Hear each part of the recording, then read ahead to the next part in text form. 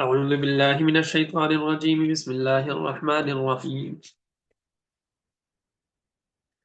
لله ما في السماوات وما في الأرض وإن تبدوا ما في أنفسكم أو تخفوه يحاسبكم به الله فيغفر لمن يشاء ويعذب من يشاء والله على كل شيء قدير آمن الرسول بما أنزل إليه من ربه والمؤمنون كل آمن بالله وملائكته وكتبه ورسله لا نفرق بين أحد من رسله وقالوا سمعنا وأطعنا غفرانك ربنا وإليك المصير لا يكلف الله نفسا إلا وسعها لها ما كسبت وعليها ما اكتسبت ربنا لا تؤاخذنا إن نسينا أو أخطأنا ربنا ولا تحمل علينا إصرا كما حملته على الذين من قبلنا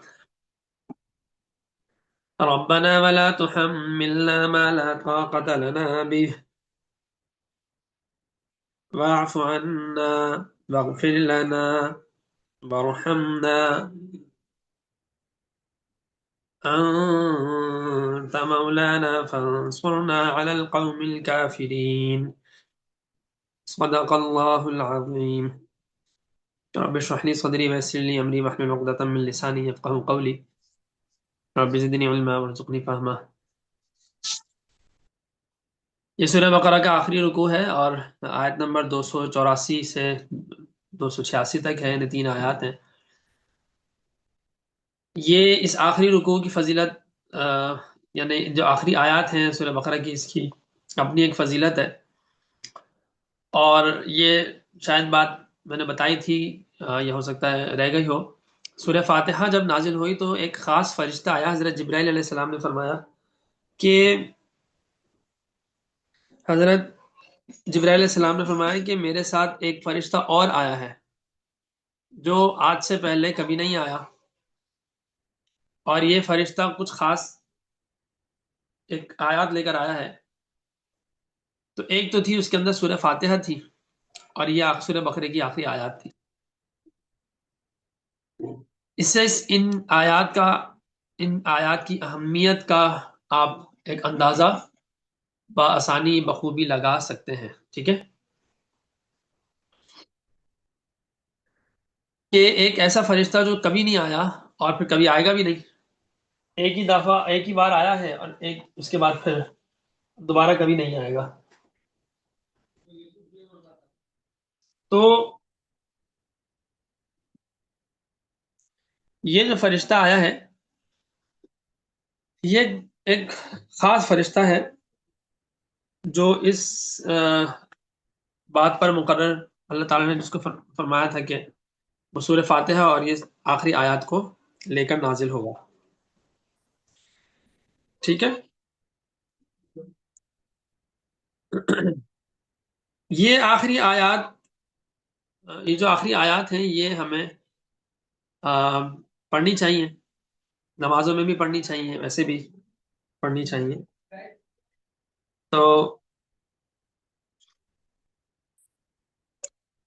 ان کا جب ہم پڑھیں گے اس کو تھوڑا سا، تو آپ کو آئیڈیا ہوگا، تھوڑا سا اندازہ ہوگا کہ اس میں اللہ تعالیٰ نے چند چیزیں بیان فرمائی ہیں.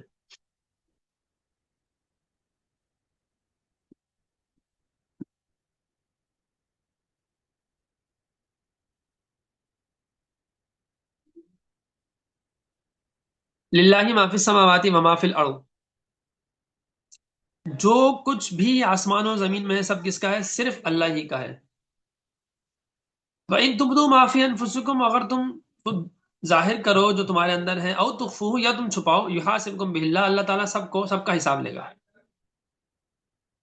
اللہ تم سے اس کا حساب لے گا. فَيَغْفِرُ لِمَن يَشَاءُ وَيُعَذِّبُ مَن يَشَاءُ، جس کو چاہے گا معاف کر دے گا، مغفرت کر دے گا، جس کو چاہے گا عذاب دے گا. اللہ اعلیٰ کل شیء قدیر، اللہ تعالیٰ ہر چیز پر قدرت رکھنے والا ہے. اس آیت میں اللہ تعالیٰ کی شہنشاہیت، اللہ تعالیٰ کا مالک ہونا، اللہ تعالیٰ کا عالم الغیب ہونا، اللہ تعالیٰ کا حساب لینا، اللہ تعالیٰ کا معاف کرنا، اللہ تعالیٰ کا عذاب دینا، اور اللہ تعالیٰ کا قادر مطلق ہونا، یہ ساری چیزیں اس ایک آیت میں بیان فرمائی گئی ہیں۔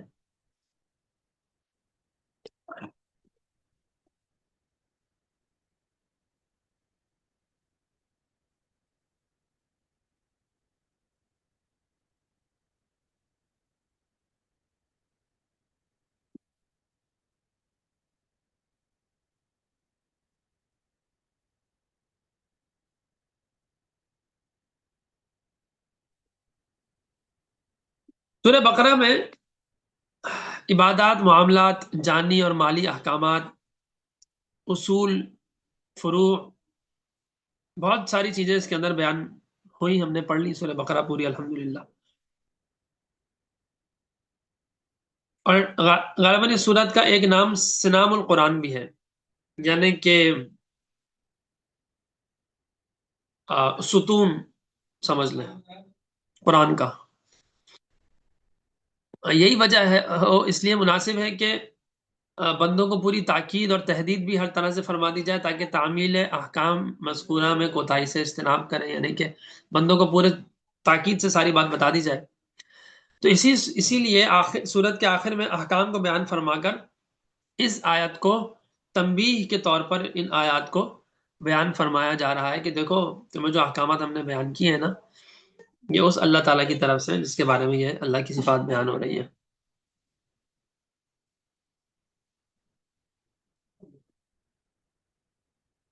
ہم نے طلاق کے، نکاح کے، قصاص کے، زکوٰۃ کے، خرید و فروخت کے، سود کے، معاشرت کے، معاملات کے، لکھنے کے، بیع و خرید و فروخت ہو تو گواہ بنا لو، لکھ لو، یہ سارے احکامات اور وغیرہ وغیرہ بہت سے احکامات اس میں ہم نے نازل فرما دیے ہیں۔ تو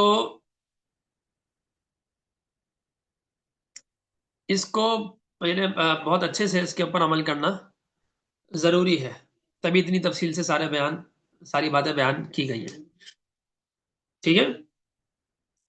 تو جو بندہ جو شخصیت، جو ذات یہ باتیں بیان کر رہی ہے، تو وہ اس کے بارے میں دوبارہ سے ایک آیت الکرسی آئی تھی، پورا تعارف تھا اس میں اللہ تعالیٰ کے، بہت بہترین۔ تو دوبارہ سے اس میں اب ایک بات یہ بیان کی جا رہی ہے کہ بھائی آپ اس کو دوبارہ یاد رکھو کہ میں کون ہوں، دوبارہ یاد کرو اس کو میں کون ہوں۔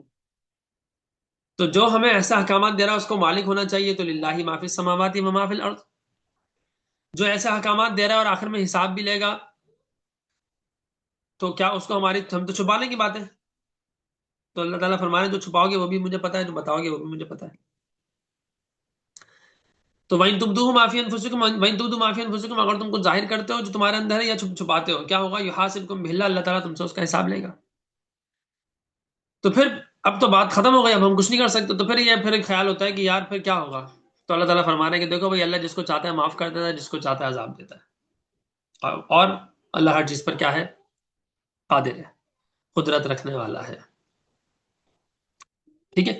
تو یہ تین کمالات، یعنی ملکیت ہونا اور علم ہونا اور قدرت ہونا، اس کو یہاں پہ بیان فرما دیا۔ للہ ما فی السماوات و ما فی الارض، سب کچھ اللہ کی ملکیت میں ہے۔ علم ہونا، ظاہر اور باطن کا علم اللہ کو ہے، ہمیں نہیں ہوتا۔ اور پھر عذاب معاف کرنا یا پھر عذاب دینا، اور پھر قادر ہونا۔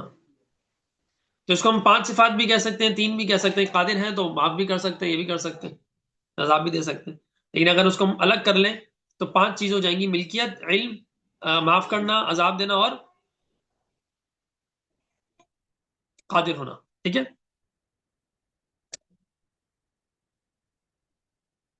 اور انہی کا آیت الکرسی میں بھی یہی بات ہم نے پڑھی تھی۔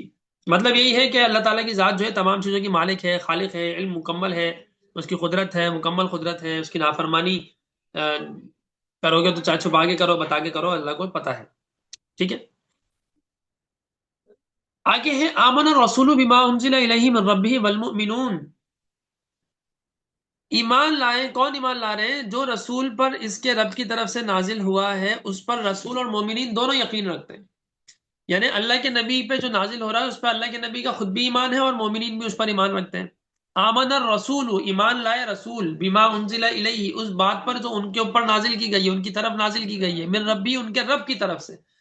شروع میں کیا تھا؟ الحمدللہ رب العالمین، اور یہاں آخری صورت میں کیا ہے؟ یعنی کہ وہ فاتحہ تھا، فاتحہ تھی، یہ بقرہ ہے، تو وہاں بھی رب کا ذکر، یہاں بھی رب کا ذکر۔ اور سورہ بقرہ کے شروع میں ہم نے پڑھا تھا نا، اولئک علی ھدی من ربہم، اپنے رب کی طرف سے وہ ہدایت پر ہیں۔ یہاں بھی ہے کہ ان کے اوپر جو نازل کیا گیا ہے ان کے رب کی طرف سے، کس کے؟ آپ صلی اللہ علیہ وسلم کی بات ہو رہی ہے کہ آپ صلی اللہ علیہ وسلم پر جو نازل کیا گیا ہے اس کے، ان کے رب کی طرف سے، ٹھیک ہے؟ تو وہاں بھی رب کا ذکر تھا، یہاں بھی رب کا ذکر ہے، سورت کے شروع میں بھی رب کا ذکر، سورت کے آخر میں بھی رب کا ذکر۔ من ربہ والمؤمنون، تو کیا مومن اور اللہ کے نبی خود بھی کیا ہے؟ اس بات پر ایمان رکھتے ہیں جو اللہ نے نازل کی۔ کل آمن باللہ وملائکتہ وکتبہ ورسلہ، سب اللہ اور اس کے فرشتے اور اس کی کتابوں اور اس کے رسولوں پر ایمان لائے ہیں۔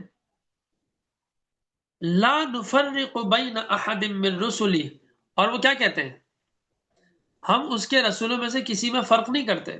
لا نفرق بین احد من رسلہ، اس کے رسولوں میں ہم کسی میں کے معاملے میں فرق نہیں کرتے، سب ہمارے لیے ایمان لانا ضروری ہے، ہم سب پر ایمان لاتے ہیں۔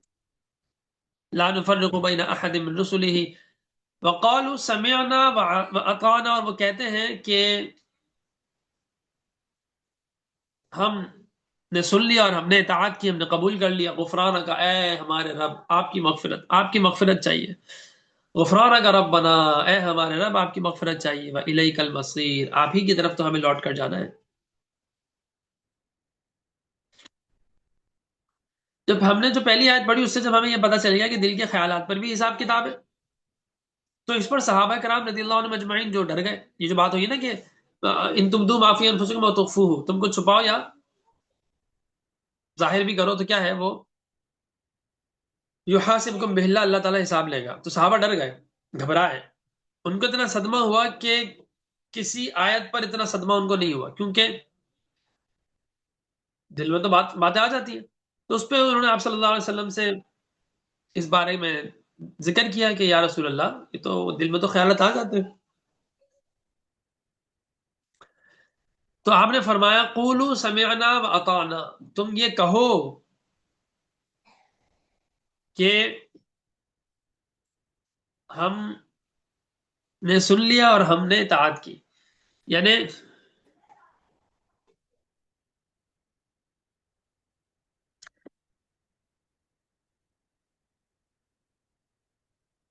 اللہ تعالیٰ کا جب کوئی حکم آ جائے نا تو اس کو تسلیم کرنے میں ذرہ برابر بھی توقف نہیں کرو، سینہ ٹھوک کر کہو ہم نے سن لیا اور ہم نے مان لیا۔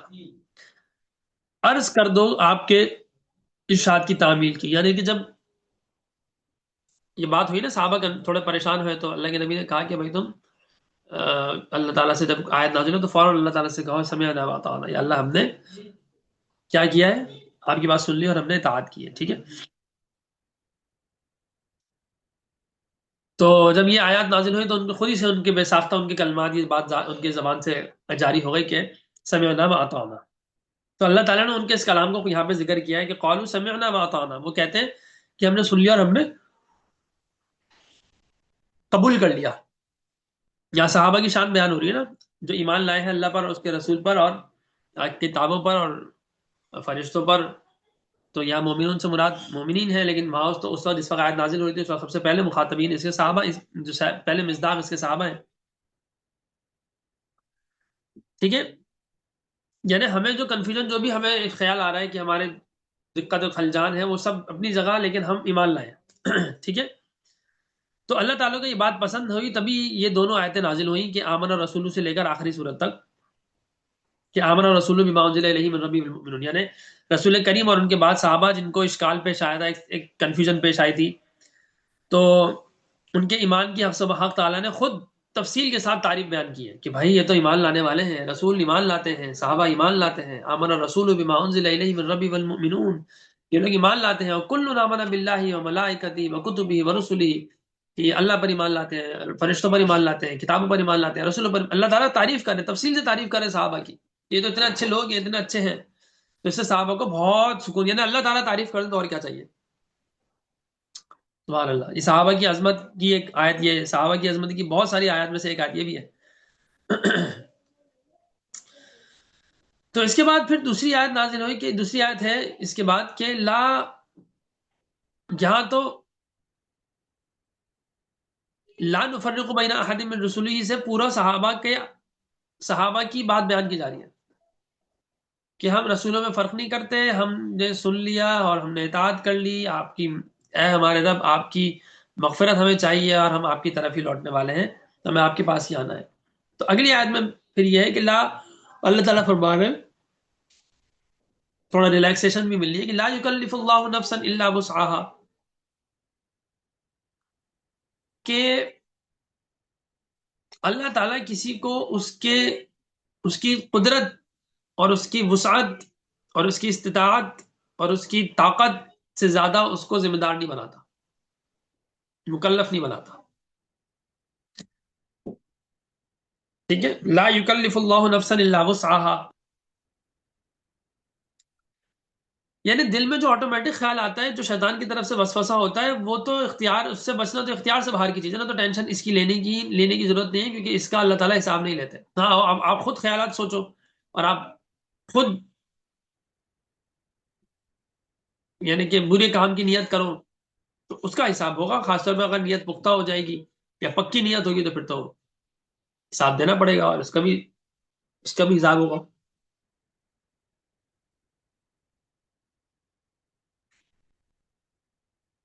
لیکن ویسے جو خیالات آتے رہتے ہیں تو اس کا حساب سرے سے حساب ہی نہیں ہوگا. لیکن اس میں ایک بات ذہن میں رہنی چاہیے کہ اگر آپ کے دن رات کے اعمال ہی گناہوں والے ہیں تو پانی کی بوتل بھی بھر کے لاؤ، بوتل بھی بھرو، رکھ دو موبائل. بھائی اتنا شور ہو رہا ہے اور اتنے شور میں کلاسز لی جا رہی ہیں. چلے خیر، مائک میں نے میوٹ کر دیا. اچھا تو کیا بتا رہا تھا میں؟ ہاں، یہ بات ذہن میں رہے کہ اگر آپ کا سارا دن ہی گناہوں میں گزر رہا ہے،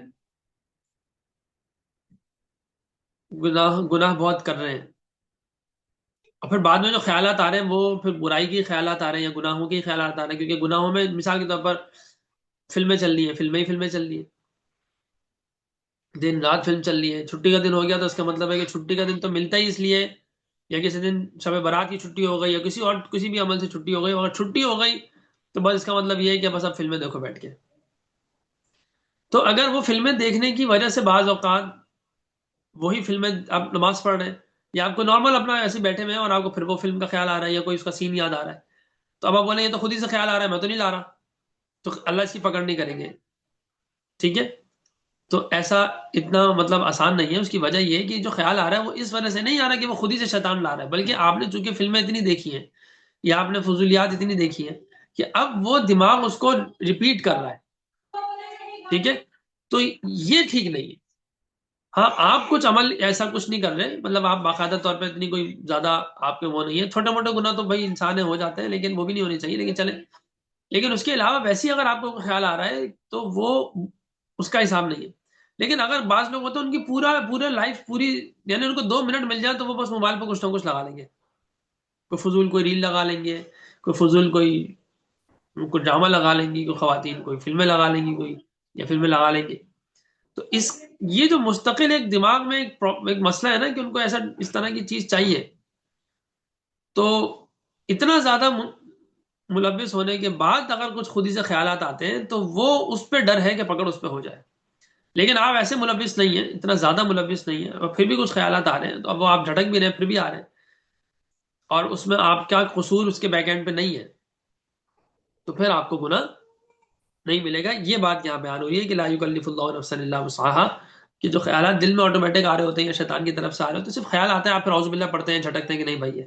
فار ایگزامپل آپ کو خیال آیا کہ آفس میں بیٹھے ہیں اور آپ کام کر رہے ہیں، آپ کو خیال آیا کہ یار کوئی دیکھ تو رہا نہیں ہے یہاں پہ، تو چلو میں یہاں پہ بجائے کام کرنے کے، سیلری تو مجھے ملے گی، میں تو بیٹھا ہوا ہوں یہاں پہ، تو میں بجائے کام کرنے کے ویسے ہی کچھ یوٹیوب پہ دیکھ لیتا ہوں یا ویسی کوئی براؤزنگ کر لیتا ہوں، انٹرنیٹ سرفنگ، ویب سرفنگ کر لیتا ہوں، یا چیٹنگ کر لیتا ہوں، باتیں کر لیتا ہوں، واٹس ایپ یوز کر لیتا ہوں، فیس بک یوز کر لیتا ہوں. تو اب آپ کو کوئی دیکھ تو نہیں رہا، تو آپ کو ویسے خیال خود ہی سے آ گیا، لیکن آپ نے اس پہ عمل نہیں کیا. آپ نے فوراً بولا نہیں یار بری بات ہے، امانت داری بھی کوئی چیز ہوتی ہے، اور یہ تو غلط بات ہے نا کہ ہم اس طرح سے کریں. آخر میں پیسے لیتا ہوں یہاں سے، تو یہ تو میں یہاں پہ فلمیں دیکھنے کے پیسے تو نہیں لیتا، میں یہاں پہ فیس بک یوز کرنے کے پیسے تو نہیں لیتا. صحیح ہے. تو میں تو اپنی روزی کو مجھے حلال بھی کرنا ہے. تو یہ احساس ہوگا تو آپ اس کو چھوڑ دیں گے. تو جو تھوڑا سا خود ہی سے خیال آیا نا، اس پر گرفت نہیں ہے. لیکن ایک خیال آیا، بجائے اس کو آپ جھٹکے بجائے چھوڑیں، آپ اس پہ سوچے جا رہے ہیں اور پلس کرے جا رہے ہیں، مطلب اور سوچے جا رہے ہیں، پلس جمع کرتے اور خیالات پہ خیالات، پھر کسی کا ارادہ بھی کر رہے تھے، تو پھر اب جو ہے نا اس پہ حساب اللہ تعالیٰ لیں گے. ٹھیک ہے. تو امید ہے وہ جو صحابہ کو وہ ایک تھوڑا سا پریشانی ہو گئی تھی کہ بھئی اللہ تعالیٰ تو دل کے بھی خیالات پہ حساب لیں گے، تو وہ جو پریشانی ہو گئی تھی وہ دور ہو گئی، اور وہ جس کی جو دور ہونے کی میں نے وضاحت کی وہ بھی ہو گئی. اور یہ جو آیت ہے لا یکلف اللہ نفسا الا وسعها، تو اس کی بھی وضاحت ہو گئی ہوگی. ٹھیک ہے. یعنی واضح طور پہ فرما دیں کہ جن باتوں سے بچنا طاقت سے باہر ہے، جیسے برے کام کا خیال اور خطرہ آنا تو یا بھول چوک ہو جانا، ان پر مواخذہ نہیں ہے اللہ تعالیٰ کے ہاں. البتہ ہاں جو باتیں ارادے اور اختیار میں ہیں ان کے بارے میں حساب کتاب ہوگا. تو جو صحابہ کو سن کر صدمہ ہوا تھا، وہ بات سن کر کے دل کی باتوں کو بھی حساب کتاب ہوگا. تو تو اس کو بھی اسی طرح سمجھنا چاہیے، اور پھر جو ہے وہ سارا جو کنفیوژن ہے وہ دور ہوگی. ٹھیک ہے.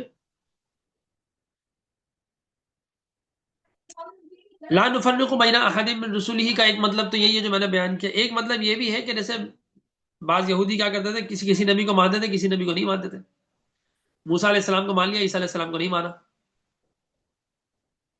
ٹھیک ہے. تو ایسا ہم نہیں کرتے. ہم ہر نبی کو جو اللہ کی طرف سے آتے ہیں، ہر نبی پر ایمان لاتے ہیں، ان کی ایسی عظمت کرتے ہیں جیسے کسی اور کی عظمت نہیں کرتے ہم.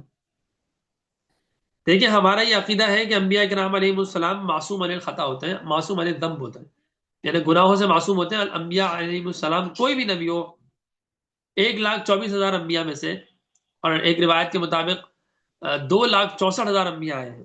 1,24,000 کا تو آپ لوگوں کو پتہ ہے نا کہ 1,24,000 انبیاء ہیں. اصل میں یہ حتمی تعداد نہیں ہے، ایک روایت میں ایک یہ ہے، اور ایک روایت میں 2,64,000 کا بھی ہے. تو ایکچوئل تعداد ہمیں نہیں پتا کتنی ہے. جو بھی ہو، 1,00,000 ہو، 2,00,000 ہو، 5,00,000 ہو، ہم 10,00,000 ہو، 20,00,000 ہو، ہمیں اس سے فرق نہیں پڑتا. جتنے بھی انبیاء آئے ہیں ہم تمام انبیاء پر ایمان لاتے ہیں، اور ان میں سے ایمان لانے کے لحاظ سے ہم کسی پہ بھی فرق نہیں کرتے. البتہ فضیلتوں میں فرق ہے. ابراہیم کا مقام بلند ہے، اور شیس علیہ السلام کا یا ادریس علیہ السلام کا وہ مقام نہیں ہوگا. آدم علیہ السلام کا ایک مقام ہے، ابراہیم علیہ السلام کا بہت بڑا مقام ہے، یعقوب علیہ السلام کا، اسحاق علیہ السلام کا، اسماعیل علیہ السلام کا، یوسف علیہ السلام کا، عیسیٰ علیہ السلام کا، موسیٰ علیہ السلام کا، اور پھر سب سے بڑھ کر آپ صلی اللہ علیہ وسلم کا. تو کچھ انبیاء میں خود قرآن میں بھی ہم نے پڑھا سورہ بقرہ میں، تلک الرسول، جو تیسرا پیرا شروع ہو رہا ہے، کیا ہے؟ تلک الرسول فضلنا بعضهم علی بعض. یہ وہ رسول ہیں جن میں ہم نے بعض رسولوں کو بعض پر فضیلت دی ہے. تو کچھ رسول ایسے ہیں جو بہت زیادہ ان کا بلند مرتبہ ہے اللہ کے ہاں، یعنی اللہ تعالیٰ ہے، اللہ تعالیٰ نے خود درجات میں فرق رکھا ہے. صحابہ کے بھی درجات میں فرق ہے، لیکن تمام صحابہ ہمارے ایمان کا حصہ ہیں، اور تمام صحابہ ہمارے ایمان کا کیا ہے کہ صحابہ سارے کے سارے سیدھا جنت میں جائیں، یعنی سارے کے سارے جنتی ہیں صحابہ. ایک بات. دوسری بات ایک اور بھی ذہن میں رکھیں کہ انبیاء کرام سے حساب نہیں ہوتا. انبیاء کرام ہے نا، جتنے بھی ہیں ان سے حساب نہیں ہے، یعنی جیسا ہم سے حساب ہوگا ویسا حساب ان سے نہیں ہے. ٹھیک ہے. ہمیں تو ایک ایک عمل کا حساب دینا ہوگا نا. انبیاء کرام علیہ السلام تو اللہ کے نبی کی وحی، اللہ کی وحی سے چل رہے ہوتے ہیں نا، تو ان سے تو غلطی ہوتی نہیں ہے. ویسے بھی وہ تو معصوم الخطا ہوتے ہیں، معصوم الذنب ہوتے ہیں، ان سے گناہ نہیں ہوتا، تو ان سے کیا حساب لینا. فرشتوں کا جو ایمان ہوتا ہے وہ ایک ہی لیول پہ ہوتا ہے، وہ کبھی بھی کم نہیں ہوتا. ہمارا ایمان کم بھی ہوتا ہے زیادہ بھی ہوتا ہے، کبھی ایمانی کیفیت بہت بلند ہوتی ہے، کبھی ایمانی کیفیت بہت ڈاؤن ہو جاتی ہے، اوپر نیچے چلتا ہے. لیکن ہم اگر اعمال میں لگے رہیں، نیک اعمال کرتے رہیں، تو کیا ہوتا ہے ہمارا ایمان جو اوپر نیچے بہت نیچے نہیں جاتا، پھر اوپر ہی رہتا ہے اور پھر بڑھتا ہے. اگر ہم بڑھاتے رہیں تو بڑھتا ہے. پھر ہم کچھ چیزیں چھوڑ جاتے ہیں، خدا نہ خواستہ اگر کوئی گناہ کر لیتے ہیں تو اگر ہم گناہ کرتے ہیں تو پھر کیا ہوتا ہے وہ ایمان کا تو کیفیت ہوتی ہے کمزور ہو جاتی ہے، تو لیول کم ہوتا ہے. پھر ہم توبہ کرتے ہیں، پھر لیول بڑھ جاتا ہے، پھر ہم اچھا عمل کرتے ہیں اور بڑھ جاتا ہے. ٹھیک ہے. تو مسلمان کا ایمان اوپر نیچے ہوتا رہتا ہے. فرشتوں کا ایمان اوپر نیچے نہیں ہوتا. فرشتوں کا ایمان ایک ہی لیول پہ رہتا ہے، ان کا ایمان نیچے نہیں آتا. لیکن انبیاء کا جو ایمان ہوتا ہے نا، وہ تو ہر وقت بلندیوں پر ہی جا رہا ہوتا ہے. ٹھیک ہے. ان کا ایمان بھی، انبیاء کا ایمان کبھی نیچے نہیں آتا، بلکہ اوپر ہی جا رہا ہوتا ہے. ٹھیک ہے نا.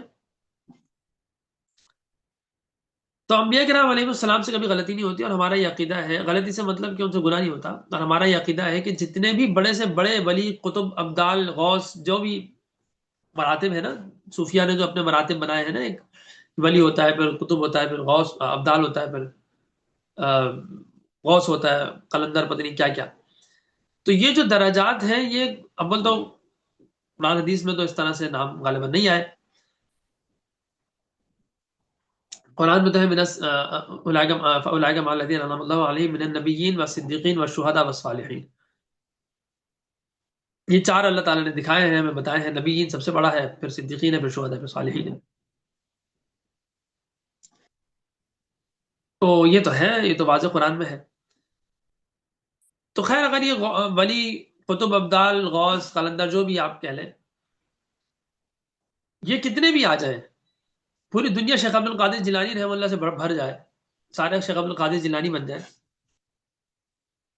جتنے انبیاء اللہ نے بھیجے ان میں جو درجات کا فرق ہے، ان میں سب سے کم درجے کا ہے نا دیگر انبیاء کے مقابلے میں، وہ ساری دنیا کے جو شیخ عبد القادر جیلانی ہے نا، یعنی پوری دنیا شیخ عبد القادر جیلانی بن گئی، تب بھی وہ سب سے جو کم لیول کا، نبیوں میں سب سے کم لیول کے جو نبی ہے نا، ان کے برابر نہیں پہنچ سکتے. بلکہ ان کے برابر نہیں، صحابہ میں جو، صحابہ میں بھی تو کچھ بڑے نا. ابو بکر کا زیادہ مقام ہے، عمر کا، اس کے بعد ہے عثمان کا ہے علی، پھر اس کے بعد علی کا ہے، پھر اشرا مبشر ہے طلحہ، زبیر، سعد، عبد الرحمان، ابو عبیدہ، سعید، چھ یہ ہیں. اس کے بعد پھر اور ہے 313 بدر کے، پھر جو ہے وہ صلح حدیبیہ سے پہلے، فتح مکہ سے پہلے ایمان لانے والے، اور پھر جو صلح حدیبیہ یا فتح مکہ کے بعد ایمان لانے والے ہیں، پھر ان کا مقام ہے. پھر اس طرح کرتے کرتے آخر تک ہے. تو وہ درجات صحابہ میں بھی ہے. تو جو سب سے ادنا درجے کا صحابی ہے، صحابہ سارے بڑے ہیں، ہمارے لیے تو سارے بڑے ہیں، لیکن صحابہ میں جو اگر کم کمپیرزن کریں تو ان میں تو سب سے ادنا درجے کے صحابی ہیں. ساری دنیا شیخ عبد القادر جیلانی بن جائے نا، تو شیخ عبد القادر جیلانی رحمہ اللہ، جب ساری دنیا بن گئی تو بہت سارا ہو گیا، ان کی عبادت بہت ساری، مطلب بہت زیادہ ہو گیا کوانٹٹی میں، تو وہ بھی جو ہے نا وہ ادنا صحابی کے برابر نہیں ہو سکتا. اسی طریقے سے اگر سارے ابو بکر صدیق بن جائے نا تو نبی کے برابر نہیں ہو سکتے. ٹھیک ہے. یعنی اللہ تعالیٰ نے خود کلاسیفیکیشن کی ہوئی ہے، سب سے بڑے رسول ہیں، پھر انبیاء ہیں، پھر صحابہ ہیں، کس کے؟ ہمارے نبی صلی اللہ علیہ وسلم کے صحابہ. ٹھیک ہے.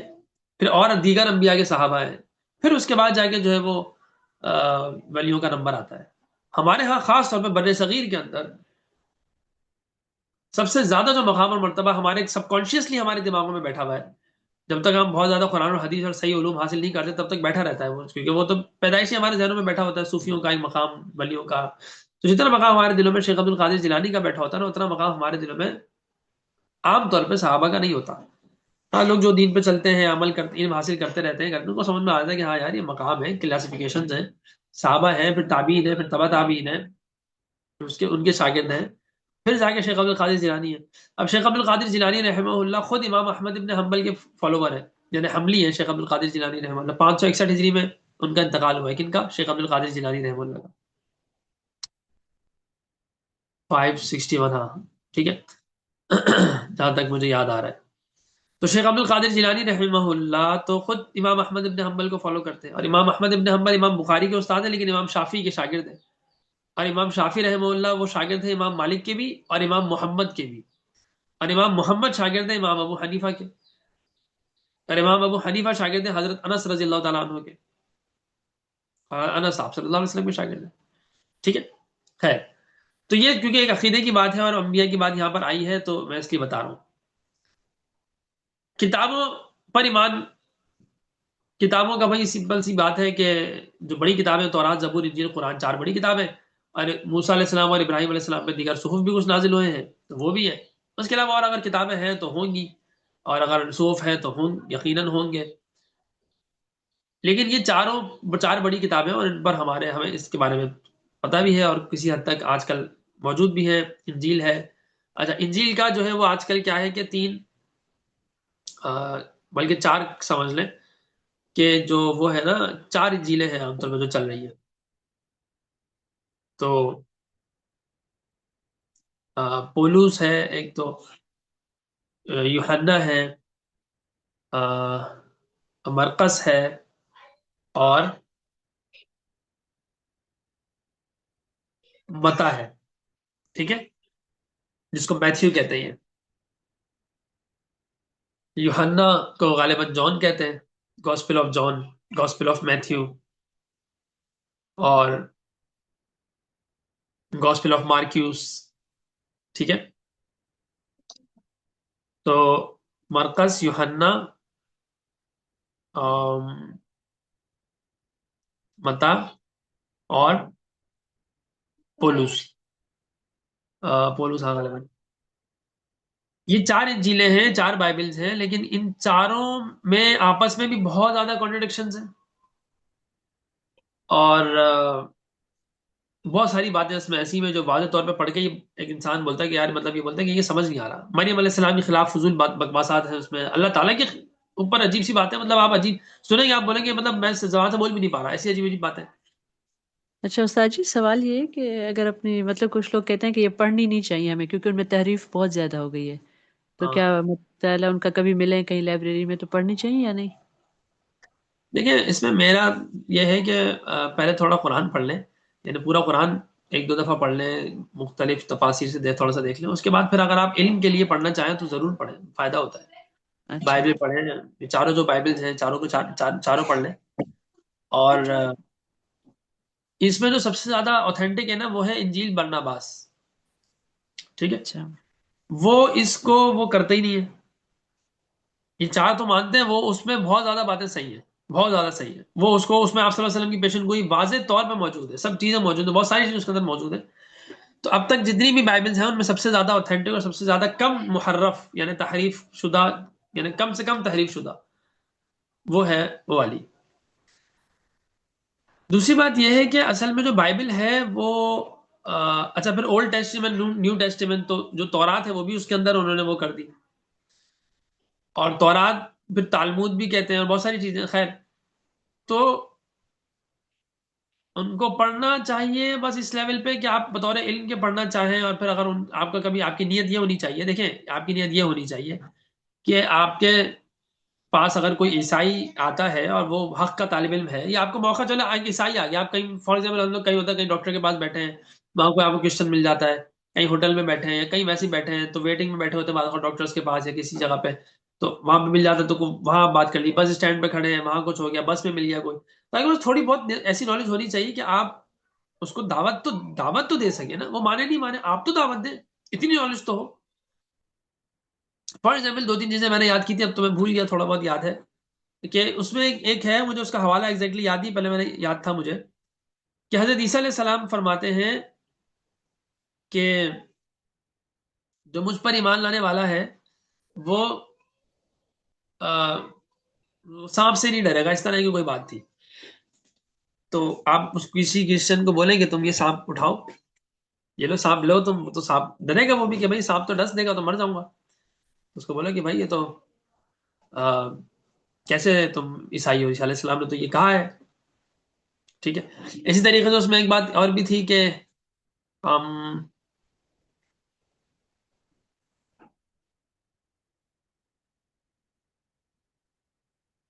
جو پتہ نہیں کیا آسمان پہ نہیں چڑھ سکتا وہ مسلم، ایسی کچھ بات تھی، مطلب کچھ ایسی بات تھی کہ وہ مطلب بہت اچھے ایسے آرگیومنٹس ہیں کہ آپ کسی عیسائی کو بولیں کہ بھائی تمہاری بائبل میں لکھا ہے، اور تو تم اگر ہو ایمان لانے والے تو عیسیٰ علیہ السلام تو کہہ رہے ہیں کہ میرا حواری وہ ہوگا، میرا ماننے والا وہ ہوگا جو یہ کر کے دکھائے، تو تم بھی کر کے دکھا دو. تو اس طرح میں نے 2-3 چیزیں یاد کی تھی، بہت پرانے، بہت زمانے پہلے کی بات ہے، اس وقت ذہن میں آ نہیں رہی، تو ایک دو چیزیں آئی میں نے بتا دی. تو تھوڑا بہت آپ پڑھ لیں، تھوڑا بہت چیزیں دیکھ لیں، ایک دو حوالے یاد کر لیں جو خود ان کو ختم مطلب جگڑ دے، ایسے حوالے. ٹھیک ہے، ایک دو جملے سے میں نے یہ بتایا. اور ایک دو حوالے وہ یاد کر لیں جو اسلام کی حقانیت پہ دلیل بنتے ہیں، جیسے کہ قرآن کی حقانیت پہ، آپ صلی اللہ علیہ وسلم کی حقانیت پہ، اللہ تعالیٰ توحید کی توحید پہ آپ کو مل جائے گی بائبل کے اندر چیزیں. تو چند چیزیں ہمیں اس طریقے سے یاد ہو جانی چاہیے، تو اگر ہو جائے تو بہت اچھا. تو یہ خیر ہے، اور باقی ان کو پڑھنے کا معاملہ یہ ہے کہ علم کے لیے پڑھنا چاہیے، اور بس اس کے علاوہ وہ کرنے کی ضرورت نہیں ہے. اگر یہ پڑھنا نہیں چاہیے ہوتا تو خود علماء بائبل کو پڑھتے ہیں، اور پھر کرسچن سے جب مناظرہ یا بحث ہوتی ہے تو اس پہ وہ بتاتے ہیں، ساری بات کرتے ہیں. ٹھیک ہے، اور یہ میں نے دکھائی بھی دی کتابیں جو یہاں رکھی ہیں، یہ 3 جلدوں میں بائبل سے قرآن تک آپ لوگوں کو میں نے بتایا تھا نا. یہ تو یہ تو پورا کیوں لکھی ہے پھر مفتی تقی عثمانی صاحب نے، اگر یہ نہیں پڑھنی چاہیے تو. انہوں نے پڑھی ہے بائبل، ساری بائبلس پڑھی ہے، ریسرچ کی ہے، تو پھر جا کے وہ انہوں نے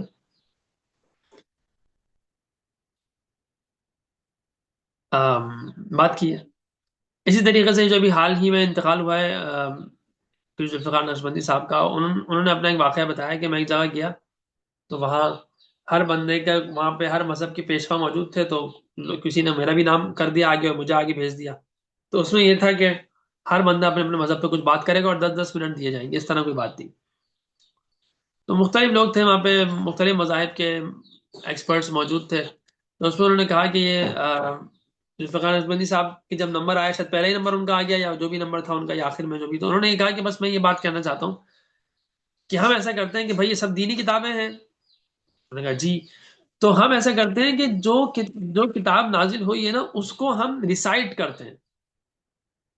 ہر مذہب والا اپنے مذہب کی کتاب اوریجنل لینگویج میں ریسائٹ کرے گا، جو جس زبان میں وہ نازل ہوئی ہے اسی زبان میں بالکل ایز اٹ از وہی لفظ جو نازل کیے گئے تھے وہ ریسائٹ کرے گا.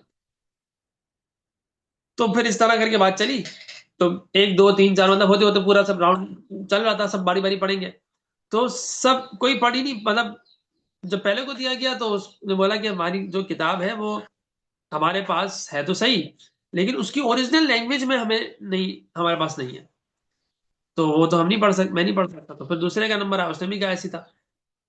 پھر بعض میں تو ایسا ہوا کہ ہمیں تو یہی نہیں پتا کہ اصل میں کس زبان میں نازل ہوئی تھی، بعض کو تو یہ بھی شاید کنفرم نہیں ہے. تو صرف ایک قرآن ہی بچا، اور پھر وہاں جو سب سے بڑا ایک تو کوئی تھا تو اس نے بھی یہ بات کی کہ اس وقت روئے زمین پر صرف قرآن ایک ایسی کتاب ہے کہ جو جس لینگویج میں نازل ہوئی تھی، جس زبان میں نازل ہوئی تھی، جس اسلوب میں نازل ہوئی تھی، جس طرح نازل ہوئی تھی، بالکل ایز اٹ از اسی طرح موجود ہے. اگر تو وہ صرف قرآن ہے، اس کے علاوہ اتنی اوتھینٹیکیشن کے ساتھ دوسری کوئی کتاب پوری دنیا میں موجود نہیں ہے. تو پھر انہوں نے ان کا نمبر آیا تو انہوں نے نقشبندی صاحب نے غالباً پھر تلاوت بھی کی، اور شاید وہاں پہ چند لوگوں نے پھر اسلام بھی قبول کیا تھا. تو دیکھیں اب اگر آپ کو تھوڑی سی نالج نہ ہو، دیگر مذاہب کی کچھ بھی نالج ہے، بالکل سن بڑا سناٹا جو کہتے ہیں، وہ بالکل خالی خالی ذہن بیٹھے ہوئے، تو پھر آپ کیسے، ایسے مواقع آپ کے بغیر اللہ نے دے دیے، آپ کیسے بات کریں گے؟ قرآن خود بولتا ہے قل یا اہل الکتاب تعالوا الی کلمۃ سواء بیننا و بینکم. اللہ کیا سورہ آل عمران کی آیت نمبر 64 ہے یہ، کہ آپ اہل کتاب سے کہہ دیجئے، قل آپ فرمائیے، یا اہل الکتاب اے اہل کتاب، یعنی کتاب والوں، دین والوں، جو اہل کتاب ہے وہ، تعالوا الی کلمۃ، ایسے بات کی طرف، ایسے جملے کی طرف، ایسی باتوں کی طرف آؤ، الی کلمۃ سواء، جو برابر ہے، بیننا و بینکم، جو ہمارے اور تمہارے درمیان برابر ہے، ایک جیسی ہے، سیم ہے، یکساں ہے. کیا ہے؟ پہلی بات، اللہ نعبد الا اللہ، اللہ کے علاوہ کسی کی عبادت نہیں کرنی. یہ ہماری کتاب میں بھی، تمہاری کتابوں میں بھی ہے. ولا نشرک بہ شیئا، کسی ذرہ برابر کسی چیز کو ہم اس کے ساتھ شریک نہیں کرتے. کیا ہو گیا بیٹا؟ آپ کو نہیں پتا کلاس میں؟ ولا نشرک بہ شیئا ولا يتخذ بعضنا بعضا اربابا من دون اللہ، کہ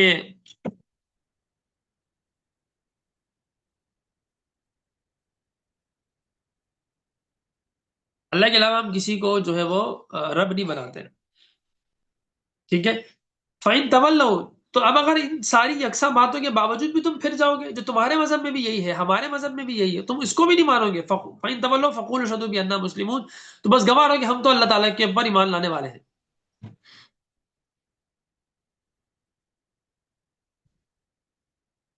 پھر آگے ہے کہ یا اہل الکتاب لم تحاجون فی ابراہیم، تم ابراہیم کے بارے میں کیوں جھگڑتے ہو؟ وما انزلت التوراۃ والانجیل الا من بعد، تورات اور انجیل تو نازل ابراہیم کے بعد ہوئی ہیں. افلا تعقلون، تمہیں عقل نہیں ہے کیا؟ کیسی الٹی الٹی باتیں کرتے ہو؟ وہ تو نازل ہی بعد میں ہوئی ہیں، تو ابراہیم کے بارے میں کیسے جھگڑ رہے ہو تم؟ تمہارا مذہب تورات کا ہو یا تمہارا مذہب انجیل کا ہو، وہ تو نازل ہی ابراہیم کے بعد ہوئی ہے نا، تو ابراہیم کے بارے میں جھگڑتے کیسے ہو؟ تو خیر جب آئے گی تفصیل سورہ آل عمران آیت نمبر 64-65، تب اس وقت میں تھوڑی بتا دوں گا اور مزید تفصیل، اس وقت صرف حوالہ دینا کافی تھا. تو ایک عجیب بات یہ ہے کہ یہ بات توحید کی بات ہے نا، وہ ہر کتاب میں اتنی تحریف ہونے کے باوجود بھی اب تک صحیح ہے. بات سمجھ آ رہی ہے؟ توحید اللہ تعالیٰ ایک ہے، اللہ کی توحید، اللہ کی وحدانیت، اس پر اب تک بھی یعنی کہ بائبلز میں اب تک بھی اتنی تحریفوں کے باوجود بھی توحید کی بات ابھی تک ہے. تو توحید کی بات نکال دینی چاہیے تھی ان کو، لیکن پتہ نہیں کیا اللہ کی شان ہے، اللہ کی قدرت ہے کہ وہ نہیں نکال پا رہے. اتنی تحریف ہے، پتہ نہیں کیا کچھ ہو گیا، توحید اب تک موجود ہے اس میں. تو اس لیے بھائی تھوڑا سا اگر پڑھ لیں تو اس میں قباحت نہیں ہے. آپ ان پر ایمان لانے کی نیت سے تھوڑی پڑھ رہی ہیں، صحیح ہے نا؟ نہ اس سے آپ ہدایت لینے کے لیے پڑھیں کہ بھائی مجھے ہدایت اس میں ملے گی. بائبل انجیل سے ہدایت تھوڑی لینی ہے آپ نے تو اگر وہ پڑھنا ہے تو بس اس لیے بطور علم کے پڑھنا ہے کہ میرے پاس علم ہو، اور جب آپ وہ پڑھیں گی تو آپ کو احساس ہوگا کہ قرآن کتنی عظیم الشان کتاب ہے. جب تک ہمیں ڈارکنیس کا ایکسپیرینس نہیں ہوتا تب تک ہمیں لائٹ کی قدر نہیں ہوتی. جب تک آپ کو لوڈ شیڈنگ نہیں آپ نے صحیح ہو تب تک آپ کو لائٹ آنے کی خوشی کا احساس نہیں ہوگا. اس کا جو وہ ہے وہ آپ کو صحیح سے فیل نہیں ہوگا. جب تک آپ نے بھوک نہ دیکھی ہو تب تک آپ کو کھانے کی قدر حاصل نہیں ہوگی. جب تک آپ نے پیاس نہ صحیح ہو تب تک پانی کی قدر آپ کر نہیں سکتے صحیح طریقے سے. اسی لیے افطاری کے وقت جو خوشی ہوتی ہے اس کو باقاعدہ حدیث میں اللہ کے نبی نے بتایا ہے کہ روزے دار کو 2 خوشیاں ملیں گی، ایک افطار کے وقت اور ایک اپنے رب سے ملاقات کے وقت. یعنی سوچیں کہاں جوڑ دیا اللہ کے نبی نے. تو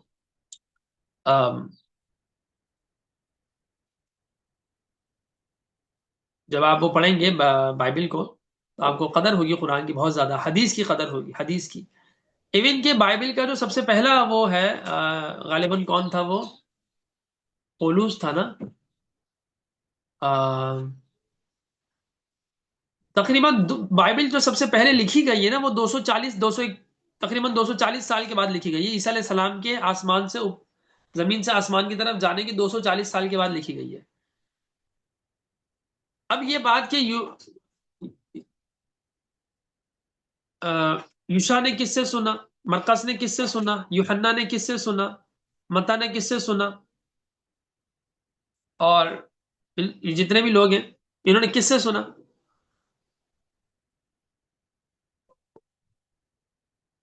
یہ اس کی سند ہی نہیں ہے. یہ پتہ ہی نہیں ہے کہ انہوں نے کس سے سنا، پھر انہوں نے کس سے سنا، پھر انہوں نے کس سے سنا، پھر انہوں نے کس سے سنا، اور پھر عیسیٰ علیہ السلام تک کی بات. یہ سند ہی صحیح سے موجود نہیں ہے.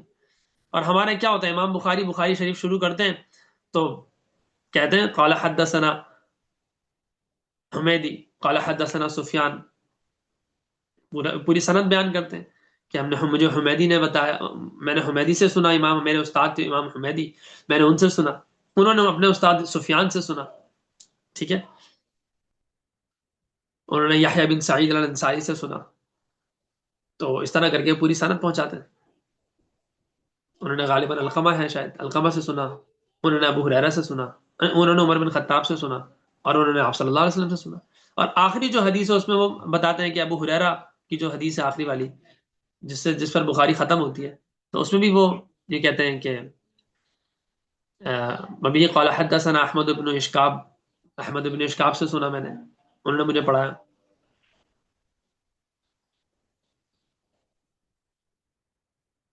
تو وہ کہتے ہیں قال حدثنا محمد بن فضیل، مجھے محمد بن فضیل سے میں نے سنا.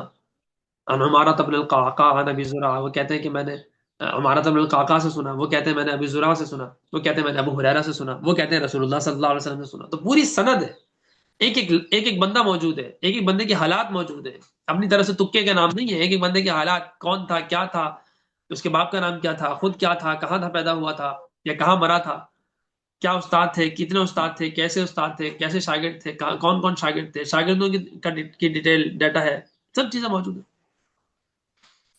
امام ابن حجر عسقلانی رحمہ اللہ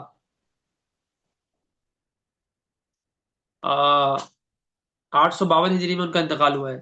ان کی ایک کتاب ہے تہذیب التہذیب، تقریباً 16 جلدوں میں، مختلف پبلشر سے الگ الگ جلدوں میں چھاپا، 10 جلدوں میں بھی مل جائے گی۔ اس کے اندر جو سیاہ ستہ ہے نا ہماری، بخاری، مسلم، ترمذی، نسائی، ابو داؤد، ابن ماجہ، 6 کتابیں، ان 6 کتابوں میں جتنی حدیثیں ہیں، بخاری میں 7,000 روایتیں، مسلم میں تقریباً اسی طرح 5-6 ہزار روایات ہیں، ہر کتاب میں تقریباً اچھی خاصی روایات ہیں۔ تو اچھا خاصے راوی ہے نا، تقریباً 25-30 ہزار راوی ہیں، جتنے بھی ہیں، مجھے تو ایگزیکٹلی اس کی کاؤنٹنگ اس وقت یاد نہیں، 16,000 تقریباً بنتے ہیں۔ تو ان 16,000 راویوں کے اب مطلب بخاری سے لے کر ابن ماجہ تک کسی حدیث کی یعنی کسی بھی روایت کے کسی بھی راوی کے آپ انگلی رکھ لیں، اس کے حالات آپ کو ابن حجر عسقلانی کی اس کتاب میں مل جائیں گے، تہذیب التہذیب میں۔ کہاں پیدا، کیا نام تھا، کہاں رہتا تھا، کیا، کہاں انتقال ہوا، اساتذہ کون تھے، شاگرد کون تھے، حافظہ کیسا تھا، عبادت کیسی تھی، سب چیزیں آپ کو اس میں مل جائیں گی۔ تو خیر بات تھوڑی سی ادھر ادھر بھی ہو رہی ہے، لیکن کیونکہ میں یہ بات تفصیل سے اس لیے کر رہا ہوں کہ ہمیں اس بات کا احساس ہو کہ ہمارا جو دین ہے وہ کتنا زیادہ، یعنی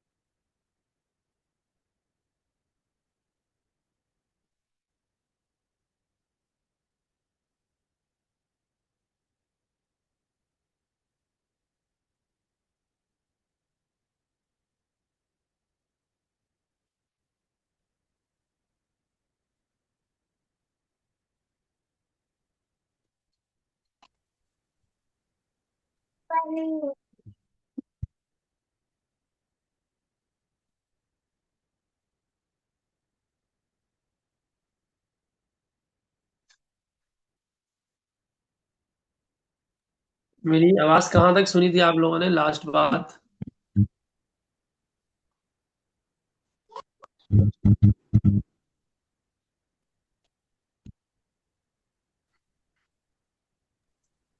وہ آپ بک کا بتا رہے تھے نا کہ تمام جو راوی ہیں حدیث کے، ان کے اگر کسی پر بھی آپ وہ فنگر رکھیں تو یہ بک ہے، تو ان کے حالات ہیں اس پہ۔ ہاں، تو مطلب یہ کتنی بڑی بات ہے، اور ہمیں ہمارے ہمارے جو نبی ہیں صلی اللہ علیہ وسلم، ان کی باتوں کی حفاظت کا جو سسٹم ہے. کیا آواز آ رہی ہے؟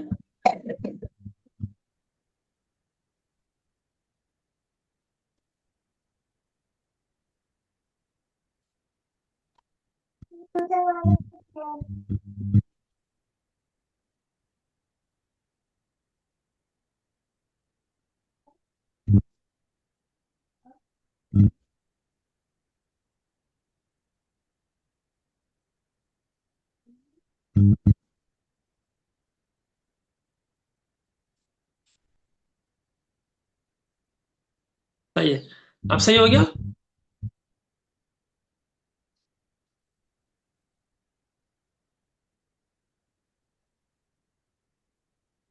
میری آواز آ رہی ہے نا؟ اب تو صحیح آ رہی ہوگی. ٹھیک ہے. تو جب ہم یہ تھوڑا سا ہمارے جو نبی صلی اللہ علیہ وسلم ہیں، ان کی جو باتیں ہیں، ان کی باتوں کا جو حفاظت کا جو نظام اللہ تعالیٰ نے بنایا ہے، اور جو اتنا اوتھینٹیکیشن اس کے اندر ہے، وہ تو دیگر مذاہب کی جو اصل مذہبی کتاب ہے اس میں بھی نہیں ہے نا. ہمیں تو آپ صلی اللہ علیہ وسلم بیٹھتے کیسے تھے، اٹھتے کیسے تھے، کسی سے کوئی ادھر سے بلاتا تھا تو پورے مڑ کے اس کی طرح متوجہ ہوتے تھے، اس سے بات کرتے تھے. آپ صلی اللہ علیہ وسلم کی اونٹیوں کے نام کیا تھے؟ آپ صلی اللہ علیہ وسلم کے گھوڑوں کے نام کیا تھے؟ خچر کے نام کیا تھے؟ یہ تو کوئی مطلب تکی نہیں ہے نا. میرے پاس ایک کتاب ہے عکس سیرت، چھوٹی سی کتاب ہے، اتنی پتلی سی، میں نے دکھائی بھی ہے، میں نے اس کی ویڈیو میں شیئر کر دوں گا. سستی ہے، پتلی سی کتاب ہے. اس کے اندر انہوں نے اتنی محنت سے، پتہ نہیں کیا انہوں نے محنت کی ہے، ماشاء اللہ، لا قوت الا باللہ.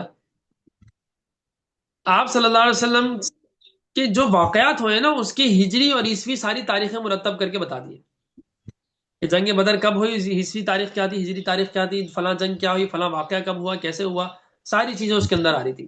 اسی طرح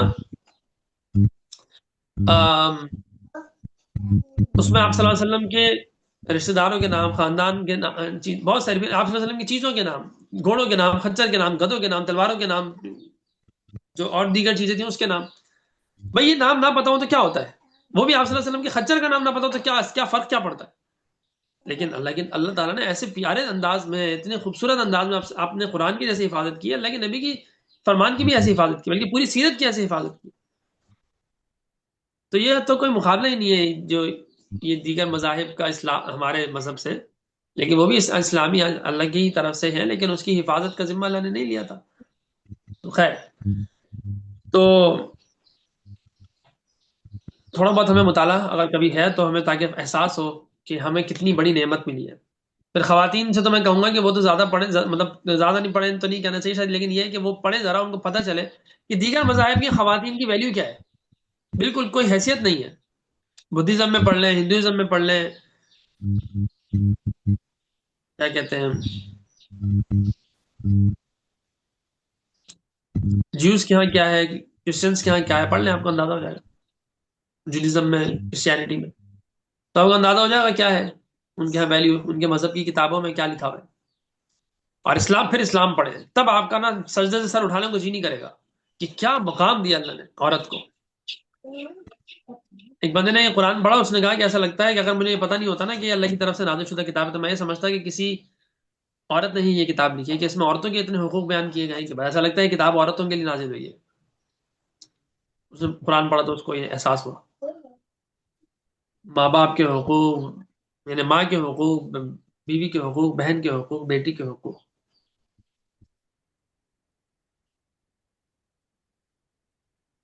ٹھیک ہے. ماں الجنت تحت اقدام الامہات، ماں کے پیروں کے نیچے جنت ہے. بہن کے حقوق یہ ہیں کہ اگر کوئی ان میں سے تمہاری کوئی بہن ہو اور وہ ان میں سے طلاق یا مطلقہ ہو کر یا بیوہ ہو کر گھر آ جائے اور تم اس کو حق ادا کرو اس کا، تو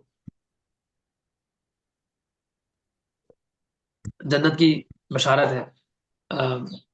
بیٹی، اگر اس طرح بیٹی کے معاملے کے، جسے اللہ نے دو بیٹیاں دی اور اس نے اس کا حق ادا کیا، تو قیامت میں میرے ساتھ ایسے ہوگا. ایک صحابی کھڑے, یا رسول اللہ اگر کسی کی ایک ہو تو انہوں نے کہا کسی کی ایک ہو اس نے اس کا حق ادا کیا, اس کے لیے بھی یہ بشارت ہے. سوری بیوی پہلے رہ گیا, بیوی کا یہ تھا کہ خیرکم خیرکم لأہلہ وانا خیر لأہلی, کہ میں سب سے بہتر شخص وہ ہے جو نماز پڑھے, تہجد پڑھے. کہ میں سب سے بہترین شخص وہ ہے جو اپنی بیوی کے ساتھ سب سے اچھا ہے. اور بیٹیوں کے متعلق کہا, ایک صحابی کی 5 بیٹیاں تھیں غالباً, تو انہوں نے کہا رسول اللہ میری 5 بیٹیاں ہیں. انہوں نے کہا جس کی 5 بیٹیاں ہوں اور اس کا وہ حق ادا کرے تو قیامت میں میرے ساتھ ایسے ہوگا. ایک صحابی کھڑے, یا رسول اللہ اگر کسی کی 5 نہ ہو 3 ہو تو کہ 3 ہو حق ادا کرے. تو ایک صحابی نے کہا اللہ یا رسول اللہ 2 ہوں اور اس کا حق ادا, 2 ہوں تو پھر اللہ کے نبی فرمایا چلو 2 ہوں اس کا حق ادا کرے تو وہ قیامت میں میرے ساتھ ایسے ہوگا, ایسے میرے ساتھ ہوگا. کسی کی ایک وہ ایک کا حق ادا کر لے قیامت میں ایسے میرے ساتھ ہوگا. ٹھیک ہے, تو یہ مقام دیا ہے خواتین کو.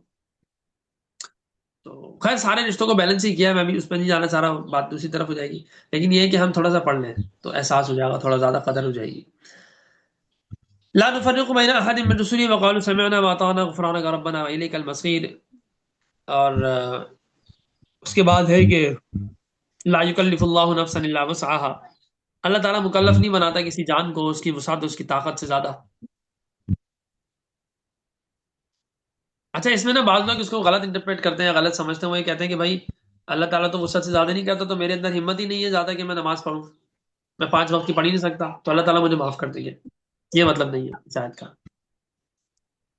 جو چیزیں فرائض میں شامل ہیں وہ تو آپ نے کرنی ہے, اور وسعت کا مطلب یہ ہوتا ہے کہ آپ اپنی اینڈ لمٹ تک کوشش کر لیں. تو آپ کیا نماز میں کیا ہے, تھوڑا سا پانی ہے, وضو کیا, کھڑے ہوئے 5 منٹ میں نماز پوری ہو جاتی ہے. 4 رکعت نماز بھی 4 4 5 5 منٹ میں ہو جاتی ہے, 10 منٹ میں ہو جائے گی چلو. اور اس میں کرنا کیا ہے, کوئی پہاڑ توڑنا ہے, کوئی دیوار توڑنی ہے, کچھ نہیں. کچھ ایکشن ہے وہ پرفارم کرنے ہیں, سنت کے مطابق نماز پڑھنی ہے, اللہ کے لیے پڑھنی ہے, نیت خالص ہو, عمل سنت کے مطابق ہو, نماز ہو گئی. ٹھیک ہے, تو لا یکلف اللہ نفسا الا وسعها کا مطلب یہ ہے کہ جس چیز جو آپ کے اختیار میں نہیں ہے اس کے بارے میں آپ پریشان مت ہو. لہا ما کسبت وعلیہا ما اکتسبت,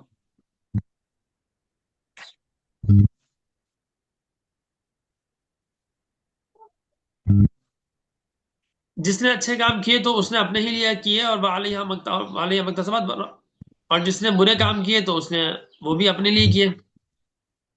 ٹھیک ہے,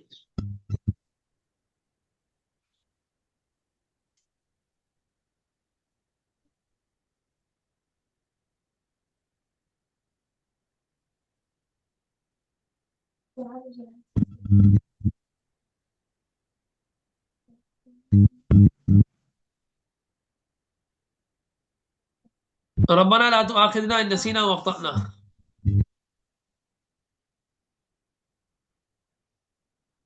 انہوں نے دعا کی, صحابہ نے, مومنین کی دعا یہاں پہ بیان کی جا رہی ہے. ہمیں بھی یہ دعا کرنی چاہیے, نمازوں میں یہ آیتیں پڑھنی چاہیے.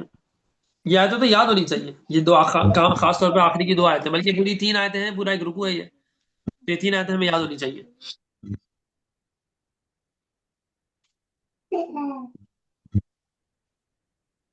تو اس میں یہ دعا بھی ہے. یہ بھی ہو سکتا ہے کہ وطر کی نماز میں آپ 3 رکعتوں میں تینوں میں ایک ایک آیت پڑھ لیں, تو وہ یہ بھی ہو جائے گا.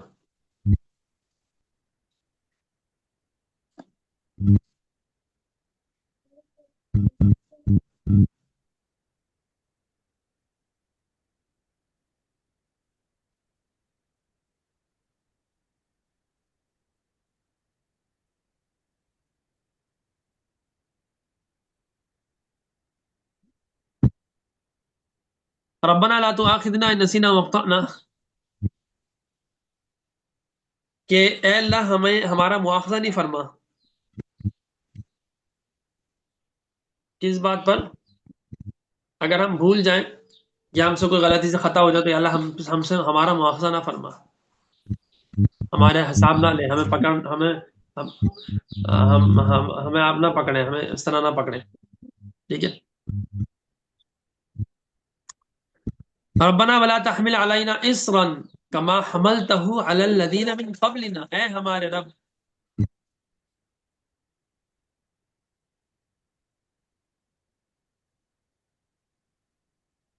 ہم پر ایسا بوجھ نہ ڈال جو ہم سے پہلے والوں پر آپ نے ڈال دیا تھا. یعنی ہمیں تو پرانی امتوں کے بھی واقعات بہت سارے سنائے نا, بنی اسرائیل کے بھی ہیں اور بھی چیزیں ہیں, تو پیچھے سورہ بقرہ میں بھی گزرے ہیں. تو یا اللہ ہمیں ایسا نہ ہو، ہمارے پر ایسا بوجھ نہ ڈال. ان کو آپ نے بندر خنزیر بنا دیا تھا، ہمارے پر ایسا نہ کر. جو پرانے اس کے واقع امتیں گزری ہیں، ہمارے ساتھ وہ نہ کر، ہمارے اندر اتنی سکت نہیں ہے. ٹھیک ہے.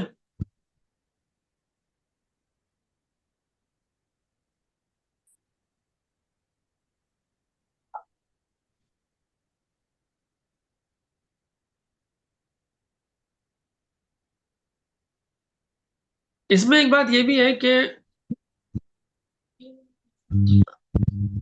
ہم پرانی امتوں کے واقعات سے سبق بھی لیتے ہیں، اور سبق لینے کے ساتھ ساتھ ہم ان جیسی آزمائش نہیں مانگتے اللہ سے، بلکہ جو ان کو آزمائشیں ہیں ہم ان سے بھی بچتے ہیں. ٹھیک ہے.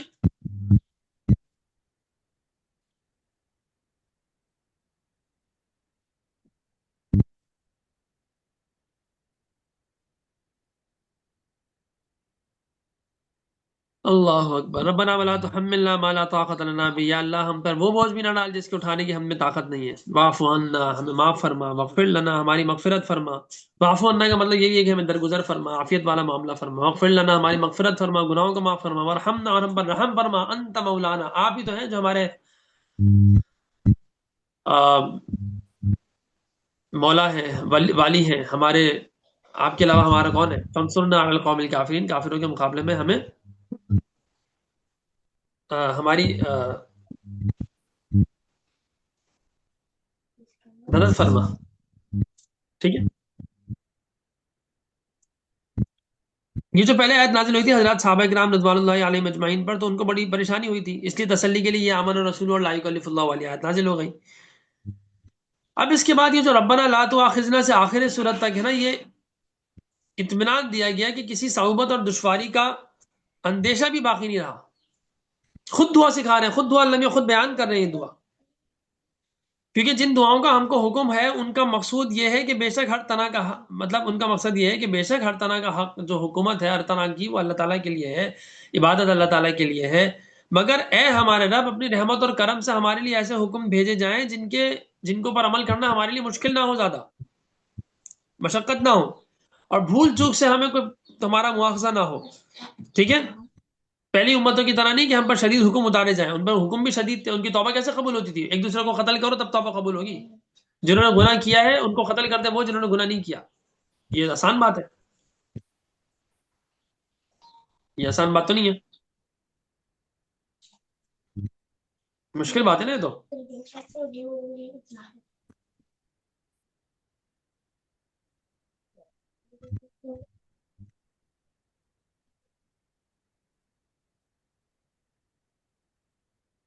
تو ہماری طاقت سے باہر کوئی حکم ہم پر مقرر ہو، اس سہولت پر بھی ہم سے جو قصور ہو جائے اس سے بھی معاف فرما. یعنی ایک تو ہم پہ ویسی مشکلات نہ ڈال، ہم میں جو طاقت نہیں ہے وہ بوجھ بھی نہ ڈال، ایسے حکم بھی نہ ڈال جو ہمارے لیے مشکل ہو جائے بہت زیادہ. اور اگر یہ سارے آپ نے باتیں مان لی اور ہم پہ ہلکے احکام نازل کیے، پھر بھی اگر ہم سے کچھ غلطی ہو جائے تو واعف عنا، ہم پر گزر فرمایا اللہ میاں. واغفر لنا، ہماری مغفرت فرما دیں. اور پھر ہم پہ رحم بھی کرے. انت مولانا، آپ ہی تو ہمارے مولا ہیں. فانصرنا علی القوم الکافرین. سبحان اللہ. تو حدیث میں ہے کہ یہ سب دعائیں قبول ہو گئیں. اور جب اس دشواری کے بعد جو حضرات صحابہ کو پیش آ چکی تھی، اللہ کی رحمت سے اب ہر ایک دشواری سے ہم کو امن مل گیا، تو اب اتنا اور بھی ہونا چاہیے کہ کفار پر ہم کو غلبہ اور عنایت حاصل ہو، ورنہ ان کی طرف سے مختلف دقتیں حاصل ہوں گی. آج تو ہمیں دعا بہت کرنی چاہیے. ہمیں اے آئی میں ہم کتنا پیچھے ہیں، دیگر چیزوں میں کتنا پیچھے ہیں، اور دنیاوی دینی اور دنیاوی ہر طرح کی مزاحمتیں پیش آ کر جو ہمیں مشکلات اللہ تعالیٰ سے مطلب مشکلات سے اللہ اللہ کر کے اللہ کے فضل سے جان بچی تھی، تو وہ غلبہ حالت پھر سے ہمیں دے دے. تو یہ دعا ہے ہماری. ٹھیک ہے. تو یہ یہاں تک ہمارا یعنی کہ سورہ بقرہ بھی پوری ہو گئی الحمدللہ، اللہ کے کرم سے، احسان سے، مالک کے. تو اب اس میں ایک عمومی ہم ایک کچھ چند باتیں میں بتا دیتا ہوں اور مزید، اور انشاءاللہ کل ہم سورہ آل عمران شروع کریں گے. اچھا ایک بات یہ بتائیں کہ کیونکہ بعض طالبات اور طلبہ کی طرف سے بات آئی تھی کہ بھئی بہت زیادہ اسپیڈ میں جو میں چل رہا تھا تو وہ بہت زیادہ اسپیڈ نہ ہو، تو اس لیے میں نے تھوڑا سا یعنی کچھ نہ کچھ بات ہو، سیکھنا چاہ رہے ہیں آپ لوگ، تو میرے لیے تو اچھی بات ہے. یعنی کہ مجھے خوشی ہوتی ہے کہ جب اس طرح کی بات آتی ہے کہ بھئی ہمیں تھوڑی سی تفصیل صحیح لیکن ہم سمجھ کے ذرا آگے سکون سے پڑھنا چاہتے ہیں. تو اس لیے میں نے تھوڑی سی تفصیل شروع کی آج نہیں، مطلب گزشتہ چند کلاسوں سے. تو پھر یہ بات بھی ذہن میں آ رہی ہے کہ بھائی پھر تو ہمارا پورا تو خیر نہیں ہو پائے گا. تو بھائی آپ لوگ بتا دیں کہ کس طرح چلنا چاہیے، آپ لوگ ڈیسائیڈ کر لیں. ایک ہے بھائی تفصیلی، وہ تو یہاں ہو نہیں سکتا، وہ تو جو ہم تفصیلی کا کورس کر رہے ہیں وہ تو ہمارا چل ہی رہا ہے. اس کو آپ دیکھیں نا کہ وہ تقریباً 10 مہینے ہو گئے اور ابھی تک ہمارا آدھا پارا تقریباً آدھا پارا ہے ہونے والا ہے. تو وہ تو بہت ڈیٹیل میں پڑھاتا ہوں، اس کے اندر بہت چیزیں میں آتی ہیں بیچ میں. دوسرا یہ ہے کہ یہاں ایک اور ہے جو میں تھوڑا یہاں پہ جب میں چلا تھا تھوڑا اسپیڈ میں، تو اس میں پھر یہ بات آئی تھی کہ بہت تیزی سے بہت اسپیڈ ہو رہی ہے. تو پھر میں نے ایک درمیانہ لیول اختیار کیا ہوا ہے. تو اب آپ لوگ دیکھ لیں کہ اس میں آپ لوگوں کو کیا کرنا ہے. ٹھیک ہے. جی استاد جی، پوری ڈیٹیل جو آپ بتا رہے ہیں یہ بہت اچھی ہے، کیونکہ اس میں جس طرح آپ نے ابھی مینشن کیا نا کہ اسرن کا وہ تھا نا کہ جو پہلی قوموں پہ ایک بوجھ ڈالا گیا تھا، تو ہاں وہ نہیں سمجھ آتا. آپ نے تھوڑی سی ڈیٹیل بتائی جس طرح کہ ان پر یہ ہوتا تھا کہ توبہ ان کی کس طرح وہ ہوتی تھی.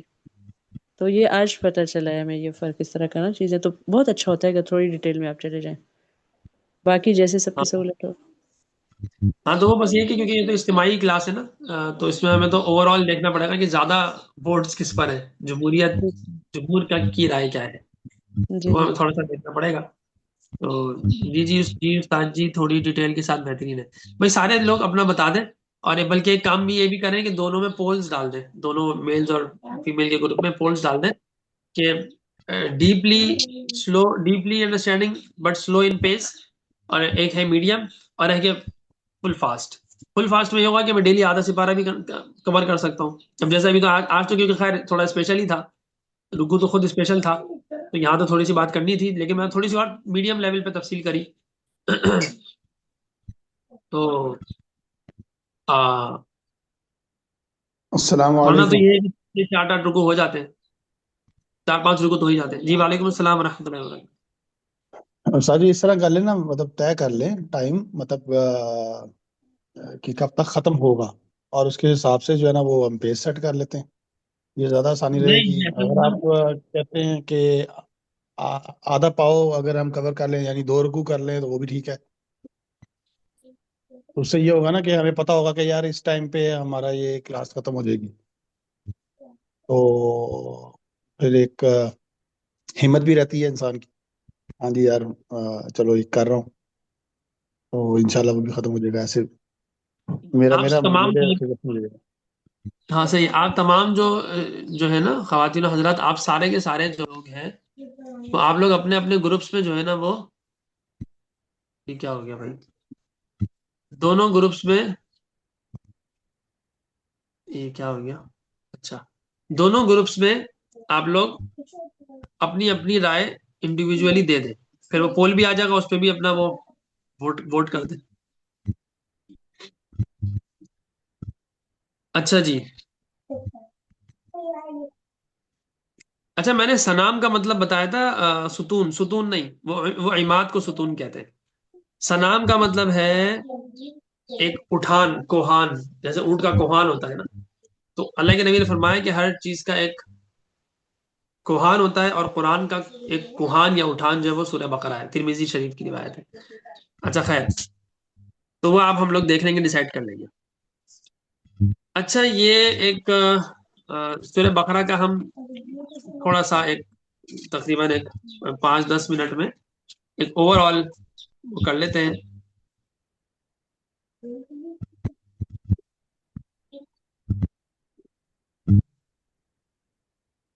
ریویژن سمجھ لیں،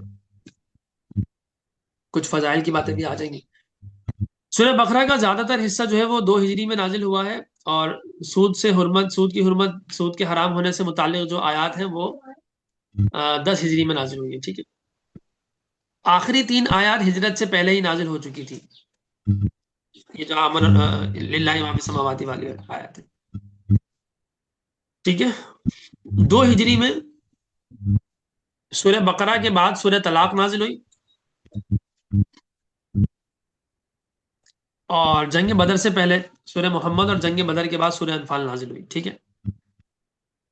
سورہ بقرہ کے بارے میں آتا ہے کہ ایک حدیث میں آپ صلی اللہ علیہ وسلم نے فرمایا لا تجعلوا بیوتکم مقابر، اپنے گھروں کو قبرستان مت بناؤ.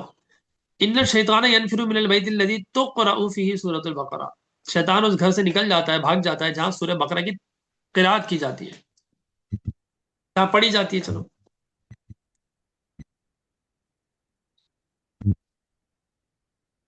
ٹھیک ہے. اسی طرح ایک اور حدیث میں ہے کہ شیطان الگ سے، ایک اور حدیث ہے کہ شیطان اس گھر سے بھاگ جاتا ہے جس میں سورہ بقرہ کی تلاوت کی جاتی ہے.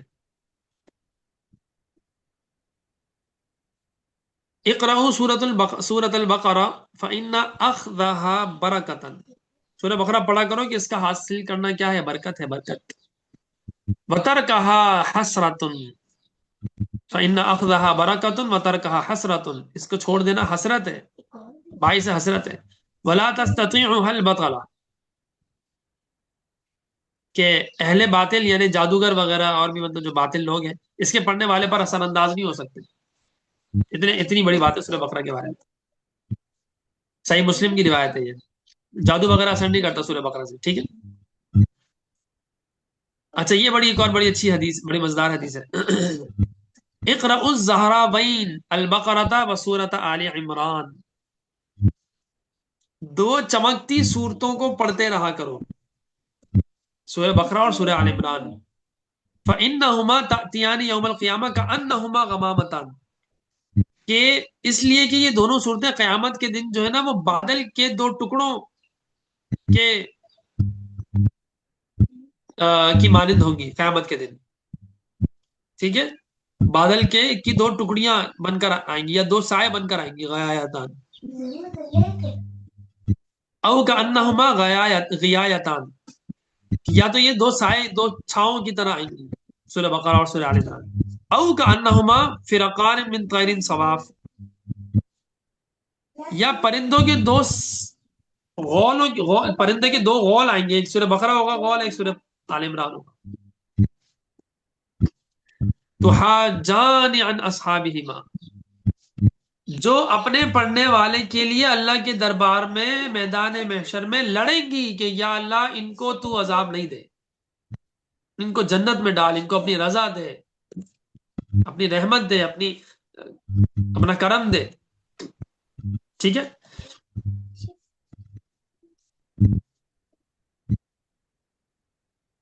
یہ ڈسکشن بعد میں کر لینا، ابھی میں سورہ بقرہ کے حوالے سے کچھ باتیں کرنا، میرا بھی ذہن کنفیوز ہو جائے گا، بعد میں کر لوں. میری آواز آ رہی ہے آپ لوگوں کو؟ میں حدیثیں سنا رہا ہوں، پتہ لگا آپ لوگ کو کوئی آواز ہی نہیں آ رہی. آپ لوگ کو آواز آ رہی ہے؟ میں نے صحیح حدیثیں سنائی ہیں، چار حدیثیں سنائی ہیں. ٹھیک ہے. 5ویں حدیث ہے لکل شیء سنام وان سنام القرآن سورۃ البقرہ. یہ میں نے بتا دی کہ ہر چیز کی ایک کوہان ہوتی ہے اور قرآن کی کوہان کیا ہے؟ سورہ بقرہ ہے. ترمذی کی روایت ہے. بینما جبریل قاعد عند النبی صلی اللہ علیہ وسلم سمع نقیدا من فوقه فرفع رأسه فقال هذا باب من السماء فتح اليوم لم يفتح قط اليوم، فنزل منه ملك فقال هذا نزل الى الارض لم ينزل قط الا اليوم، فسلم وقال ابشر بنورين اوتيتهما لم يؤتهما نبي قبلك فاتحة الكتاب وخواتيم سورة البقرة لن تقرأ بحرف منها الا اعطيته. یہ وہی والی روایت ہے، اس کو میں بس وہ بتا دیتا ہوں، اس کا خلاصہ بتا دیتا ہوں کہ آپ صلی اللہ علیہ وسلم کے ساتھ جبرائیل علیہ السلام بیٹھے تھے کہ اوپر سے ایک دروازہ کھلنے کی آواز آئی، اوپر سے آسمان کا ایک دروازہ کھلا، ایک فرشتہ آیا. جبرائیل نے کہا کہ آسمان کا دروازہ تو آج سے پہلے کبھی نہیں کھلا تھا اور ایک فرشتہ آیا ہے. تو ایک فرشتہ نیچے آ گیا، جب تک جبرائیل نے بات کی تو میں ایک فرشتہ نیچے آ گیا. جبرائیل نے کہا یہ آسمان، یہ وہ فرشتہ ہے کہ آج سے پہلے کبھی زمین کی طرف نہیں اترا. تو اس کے بعد اس فرشتہ نے آپ صلی اللہ علیہ وسلم کو سلام کیا کہ السلام علیکم ورحمۃ اللہ وبرکاتہ یا رسول اللہ. اور اس فرشتے نے سلام کیا آپ صلی اللہ علیہ وسلم کو اور کہا کہ آپ کو دو نور عطا کیے گئے ہیں، ایک ہے سورہ فاتحہ اور ایک سورہ بقرہ کا آخری حصہ. دو نور مبارک ہوں. آپ سے پہلے کسی نے بھی کو یہ نور نہیں دیے گئے. آپ صلی اللہ علیہ وسلم اس کا جو حرف بھی پڑھیں گے اس کا ثواب دیا جائے گا. ٹھیک ہے. اور جو اس میں دعائیں ہیں وہ بھی پوری قبول کر لی جائیں گی. الآیتان من آخری سورۃ البقرہ، یہ دوسری حدیث ہے. الآیتان من آخری سورۃ البقرہ من قرأہما فی لیلۃ کفتاہ، جو شخص بھی سورہ بقرہ کی آخری دو آیتیں رات کو پڑھ لے گا، سونے سے پہلے پڑھے گا. یہ دو آیتیں کون سی؟ آمنہ رسول سے لے کر سورہ بقرہ کے آخر تک، یہ دو آیتیں میں کہہ رہا ہوں نا، یاد کر لیں اس لیے کہہ رہا ہوں. اس کے لیے دو آیتیں کافی ہو جائیں گی. رات کو سونے سے پہلے یہ دو آیتیں پڑھ لینی چاہیے، بخاری کی روایت. آیت الکرسی ہے، اس کے فضائل میں پہلے بتا چکا ہوں. اس صورت میں آیت الکرسی آئی ہے تو اس کی فضیلت میں تھوڑی سی بتا بھی چکا ہوں. ایک حدیث میں اور تھوڑی تفصیل سے میں بتا دیتا ہوں کہ ابو المنذر رضی اللہ عنہ ایک صحابی ہے، ان سے اللہ کے نبی نے فرمایا کہ اے ابو منذر، تمہیں پتہ ہے کہ اللہ کی کتاب میں تمہارے پاس ایک عظیم تر آیت کون سی ہے؟ تو وہ کہتے ہیں کہ اللہ و رسول عالم، اللہ جانے اور اس کا رسول جانے. تو اللہ کے نبی فرمایا کہ ابو منذر، تم جانتے ہو کون سی آیت اللہ کی کتاب میں تمہارے پاس عظیم تر ہے؟ تو میں نے کہا کہ اللہ لا الہ الا هو الحی القیوم. ابی بن کعب نے کہا رسول اللہ نے اپنا ہاتھ میرے سینے پر مارا. ابی بن کعب نے کہا میرے سینے پر مارا، فرمایا اے ابو منذر یعنی ابی بن کعب، تمہیں یہ علم مبارک اور خوشگوار ہو. ٹھیک ہے.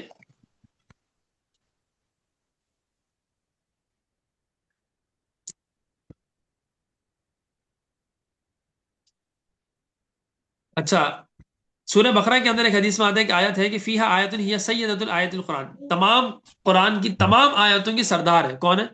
آیت الکرسی. ہی آیت الکرسی، وہ آیت الکرسی ہے. ترمذی کی روایت ہے، ترمذی شریف. ہر فرض نماز کے بعد آیت الکرسی پڑھنی چاہیے. ٹھیک ہے. سنن نسائی کی روایت ہے کہ جو شخص ہر نماز کے بعد آیت الکرسی پڑھے گا اسے جنت میں داخل ہونے سے موت کے علاوہ کوئی چیز نہیں روک سکتی.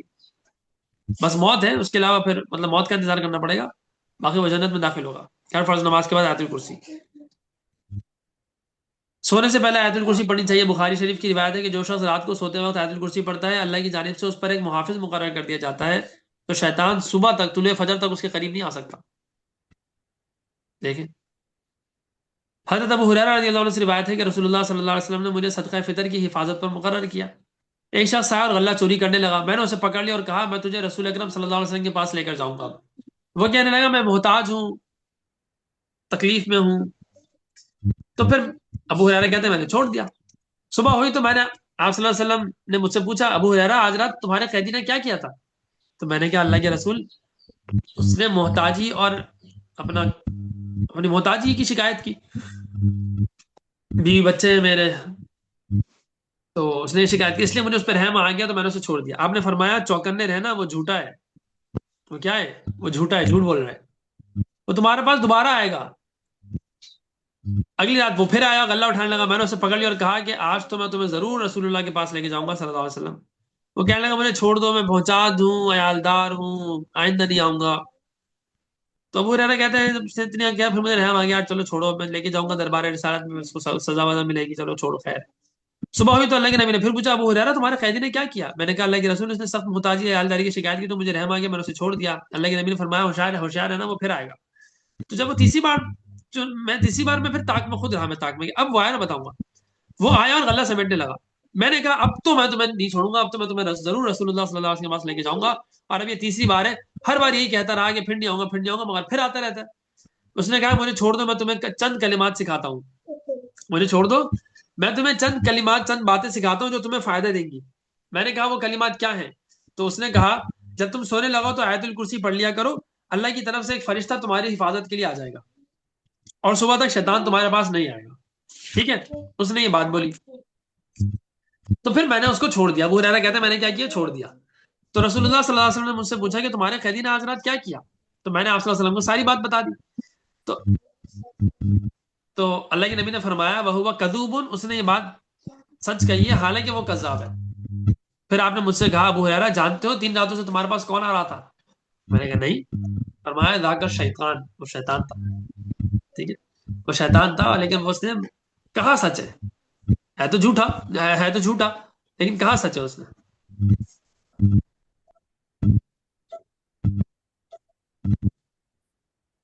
ٹھیک ہے.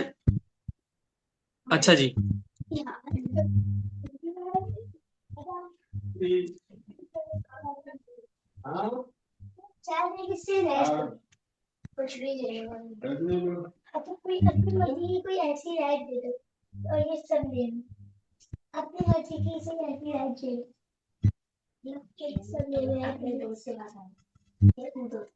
بیٹا ہلو خاموش ہو. تو میرا خیال ہے ٹائم ہو گیا کافی نا. چلیں یہ بات پوری کر لیتے ہیں، پھر باقی پھر ہم کل کر لیں گے. سورہ بقرہ میں بلا کا جو لفظ ہے وہ 2 مرتبہ استعمال کیا گیا ہے. ایک دفعہ پازیٹیولی استعمال ہو، ایک دفعہ نیگیٹولی استعمال ہو. یہ منفی اور مثبت دونوں طریقوں سے یہودیوں کو بات سمجھائی گئی ہے کہ جنت اور دوزخ میں داخلے کا دار و مدار ایمان اور کفر ہے. ٹھیک ہے، نسل اور نسب سے کچھ نہیں ہوتا. ایمان اور کفر ہے، اور عمل صالح اور عمل غیر صالح پر منحصر ہے. ایمان لاؤ گے اچھے عمل کرو گے جنت ہے، ایمان نہیں لاؤ گے یا اور اچھے عمل نہیں کرو گے، یا ایمان لے آؤ گے لیکن اچھے عمل نہیں کرو گے تو جہنم ہے. اچھا ایمان نہیں لاؤ گے تو ہمیشہ کی جہنم ہے، ایمان لے آؤ گے اچھے عمل نہیں کرو گے تو ہمیشہ کی جہنم تو نہیں ہے لیکن جہنم ہے، برے اعمال کی سزا ہے، پھر اس کے بعد جنت میں ہوگے. تو ایمان لے آؤ اچھے عمل کرو جنت ہے، ورنہ پھر جہنم ہے. ٹھیک ہے. بلا من کسب سیئۃ احاطت بھی خطیئۃ، بلا ہرگز نہیں، مطلب ہاں ہاں بالکل، بلا کا مطلب ہوتا ہے ہاں ہاں بالکل. جس نے غلطیاں کی اور اس کی غلطیاں اتنی زیادہ ہیں کہ گھیر لیا اس کی غلطی نے اس کو، فاولئک اصحاب النار هم فیہا خالدون، وہ جہنمی لوگ ہیں، ہمیشہ اس میں رہیں گے جہنم میں. دوسرا ہے بلا من اسلم وجہہ للہ وہو محسن فلہ اجر عند ربی ولا خوف علیہم ولا هم یحزنون. ایک طرف یہ بات کی گئی ہے کہ جو برا اعمال کرے گا، برے اعمال ہی کرتا رہے گا اور برے اعمال ہی میں گر گیا تو وہ جہنمی ہے.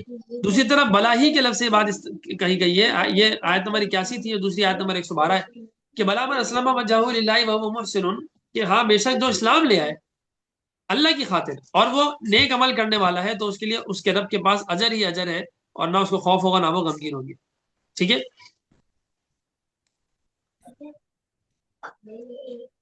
اسی طریقے سے ایک بات آئی تھی کہ اوفو بعہدی اوفی بعہدکم، تم میرا اپنا عہد پورا کرو میں اپنا عہد پورا کروں گا، یعنی تم مجھ پر ایمان لاؤ جو تم نے عہد کیا تھا، میں اپنا عہد پورا کروں گا کہ میں تمہیں جنت میں لے کر جاؤں گا، جنت میں داخل کروں گا.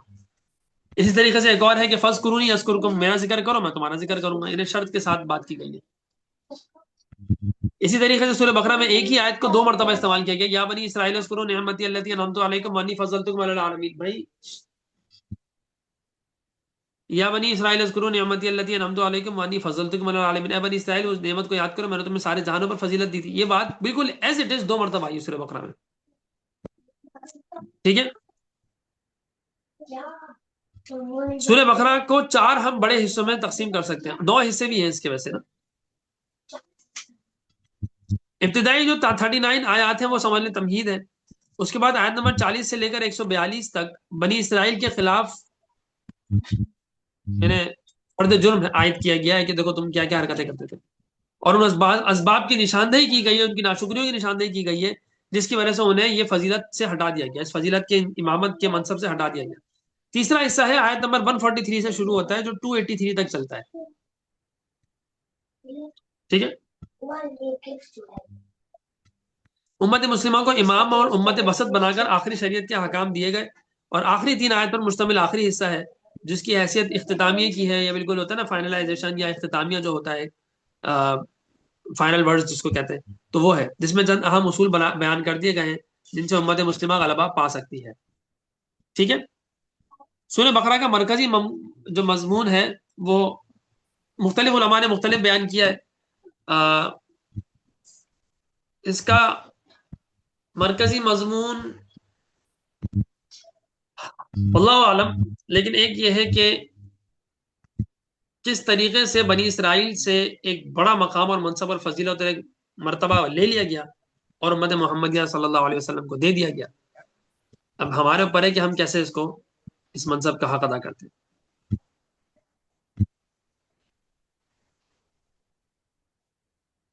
بنی اسرائیل کا جو دور ہے تقریباً 2500 سال تک ان کو یہ فضیلت اور یہ ان کی امامت رہی ہے 2500 سال تک. اس امت کو ابھی 1500 سال ہو رہے ہیں.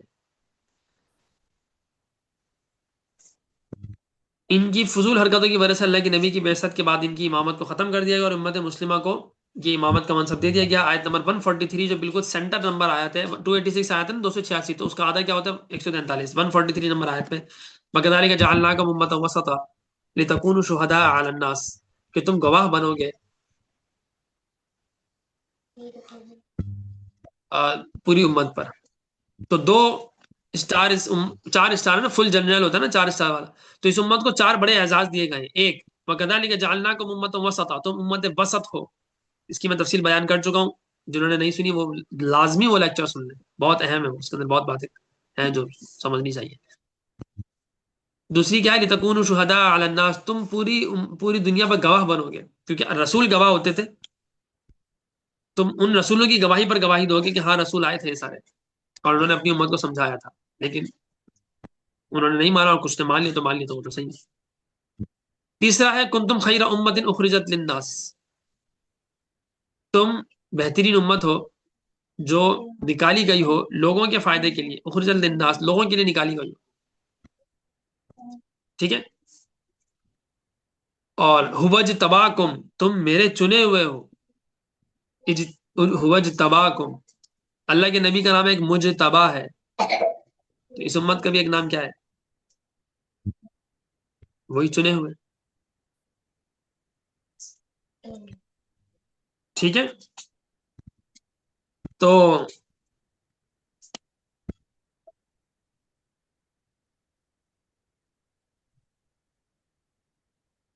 یہ امت کو پھر یہ منصب دے دیا گیا، ٹھیک ہے۔ تو یہاں تک ہم فی الحال رک جاتے ہیں، اور پھر کل انشاءاللہ تعالیٰ عظیم ہم تھوڑی سی بات سورہ بقرہ اور سورہ آل عمران دونوں کے اس کے حوالے سے کر لیں گے، ان دونوں میں تھوڑا سا آپس میں بھی تعلق ہے، دونوں کا شروع ہوتا ہے الف لام میم، خیر میں بتاؤں گا انشاءاللہ، اور پھر ہم کل سورہ آل عمران بھی شروع کر دیں گے۔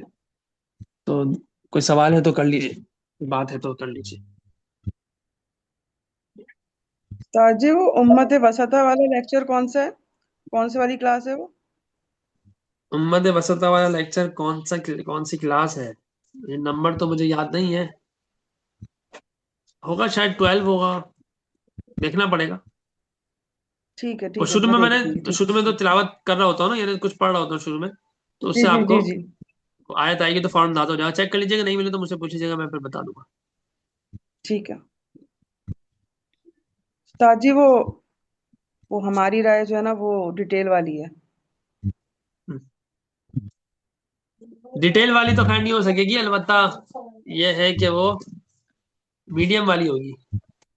نہیں نہیں، وہ جس طرح آپ کا کر رہے ہیں نا ابھی، وہی والی بس۔ ہاں ہاں وہی ٹھیک ہے۔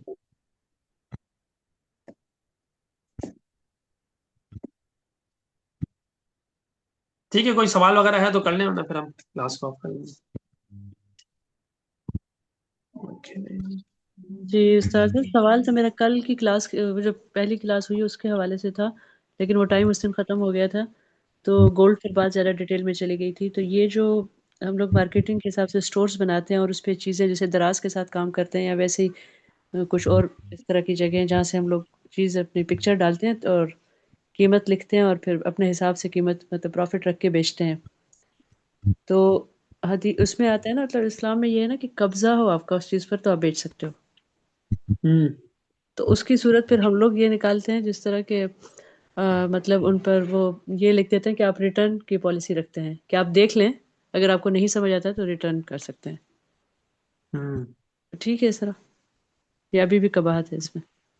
نہیں، وہ اصل میں اس میں تھوڑی سی تفصیل ہے، وہ پھر آپ کو آپ الگ سے پوچھ لیجیے گا، اور اس میں پھر فقہا کا اختلاف بھی اچھا خاصا نا علماء کا، اچھا تو اس پہ حضرت مولانا ڈاکٹر محمود احمد غازی صاحب ہیں، ان کی کتاب ہے محاذرات معیشت و تجارت، یہ رکھی ہوئی ہے، آپ کو یہاں پہ نظر آ رہی ہوگی، یہ بلکہ جو یہاں سے کتاب ہے نا، یہ یہاں معاذرات، یہ گرین والی یہاں سے لے کر یہ 6، یہ انہی کی کتاب ہے، اور یہ معاذرات ان کے لیکچرز ہیں، تو اس میں نا کافی انہوں نے بات کی، اس میں بھی کی ہے، معاذرات فقہ میں بھی کی ہے، تو اس میں آپ کو کافی ساری چیزیں مل جائیں گی، اور بہت اچھے انداز سے انہوں نے سمجھایا ہے۔ باقی وہ کہ جو آپ کو اسپیسیفک کوشچن ہے وہ آپ مجھے واٹس ایپ کر دیں، تو میں وہاں پھر آپ کو بتا دیتا ہوں ٹھیک ہے، جزاک ان شاء اللہ۔ اللہ تعالیٰ۔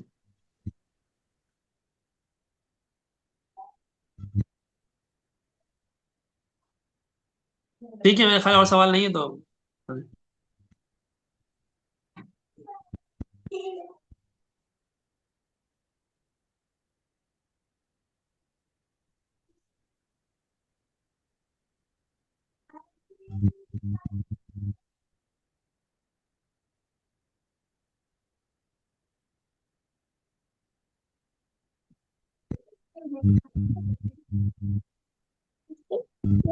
बोलो खेल के दे लो اچھا چلیں دعا کر لیتے ہیں، میرے خیال سوالات نہیں ہیں. الحمدللہ رب العالمین والصلاۃ والسلام علی رسول الکریم وعلی آلہ واصحابہ واتباعہ اجمعین. یا اللہ تیرے فضل و کرم، تیرے سارے احسانات ہیں کہ جب ہم نے قرآن کریم کو سمجھنا شروع کیا اور اب الحمدللہ سورہ بقرہ، سورہ فاتحہ ہو گئی، اس کے بعد سورہ بقرہ بھی الحمدللہ تیرے فضل و کرم سے پوری ہو گئی. اس میں جو پڑھا گیا سنا گیا اللہ اس کے اندر اگر کوئی غلطی کمی کوتاہی ہے تو اس کو معاف فرما. جو پڑھا گیا سنا گیا جو اس کے اندر عمل کی چیزیں ہیں اللہ ان سب پر عمل کرنے کی توفیق عطا فرما. جن چیزوں پر ایمان لانا ہے ہم سب الحمدللہ ایمان تو لے کر آئے ہیں، ہمارے ایمان کو مضبوط فرما، کامل فرما، اکمل فرما، مکمل فرما، تمام فرما، اتمام فرما. یا اللہ ہمارے ایمان کو قوی اور مضبوط فرما، ہمارے اعمال کو نیک اور صالح عمل کرنے کی ہمیں توفیق اور ہمت عطا فرما. ہم بہت کمزور ہیں، گناہ گار بھی ہیں، خطا کار بھی ہیں، سیاہ کار بھی ہیں، سزاوار بھی ہیں، اور پتہ نہیں کیا کچھ ہے، لیکن بس آپ کی رحمت کا آسرا ہے. کوشش کرتے ہیں کچھ نہ کچھ قرآن کو پڑھ لیں، سمجھ لیں.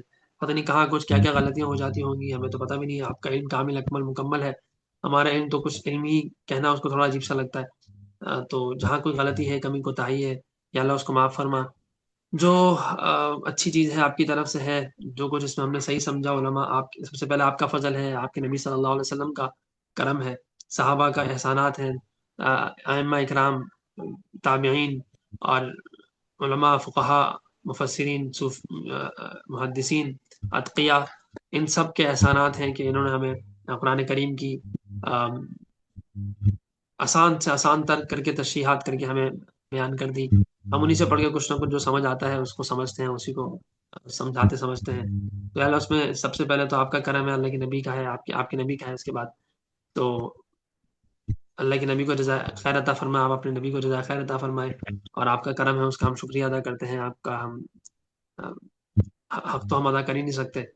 تو اس کے بعد علماء اکرام ہیں، مفسرین ہیں، ان سب کو اللہ ہماری طرف سے جزائے خیر عطا فرما. تو جو کچھ ہم پڑھتے ہیں سمجھتے ہیں سب کا ثواب یا اللہ ان سب کو عطا فرما، اور کمی کوتاہیوں کو معاف فرما، اور جو صحیح ہے اس کا ہمیں بھی اجر عطا فرما. ربنا تقبل منا انك انت السميع العليم وتب علينا انك انت التواب الرحیم.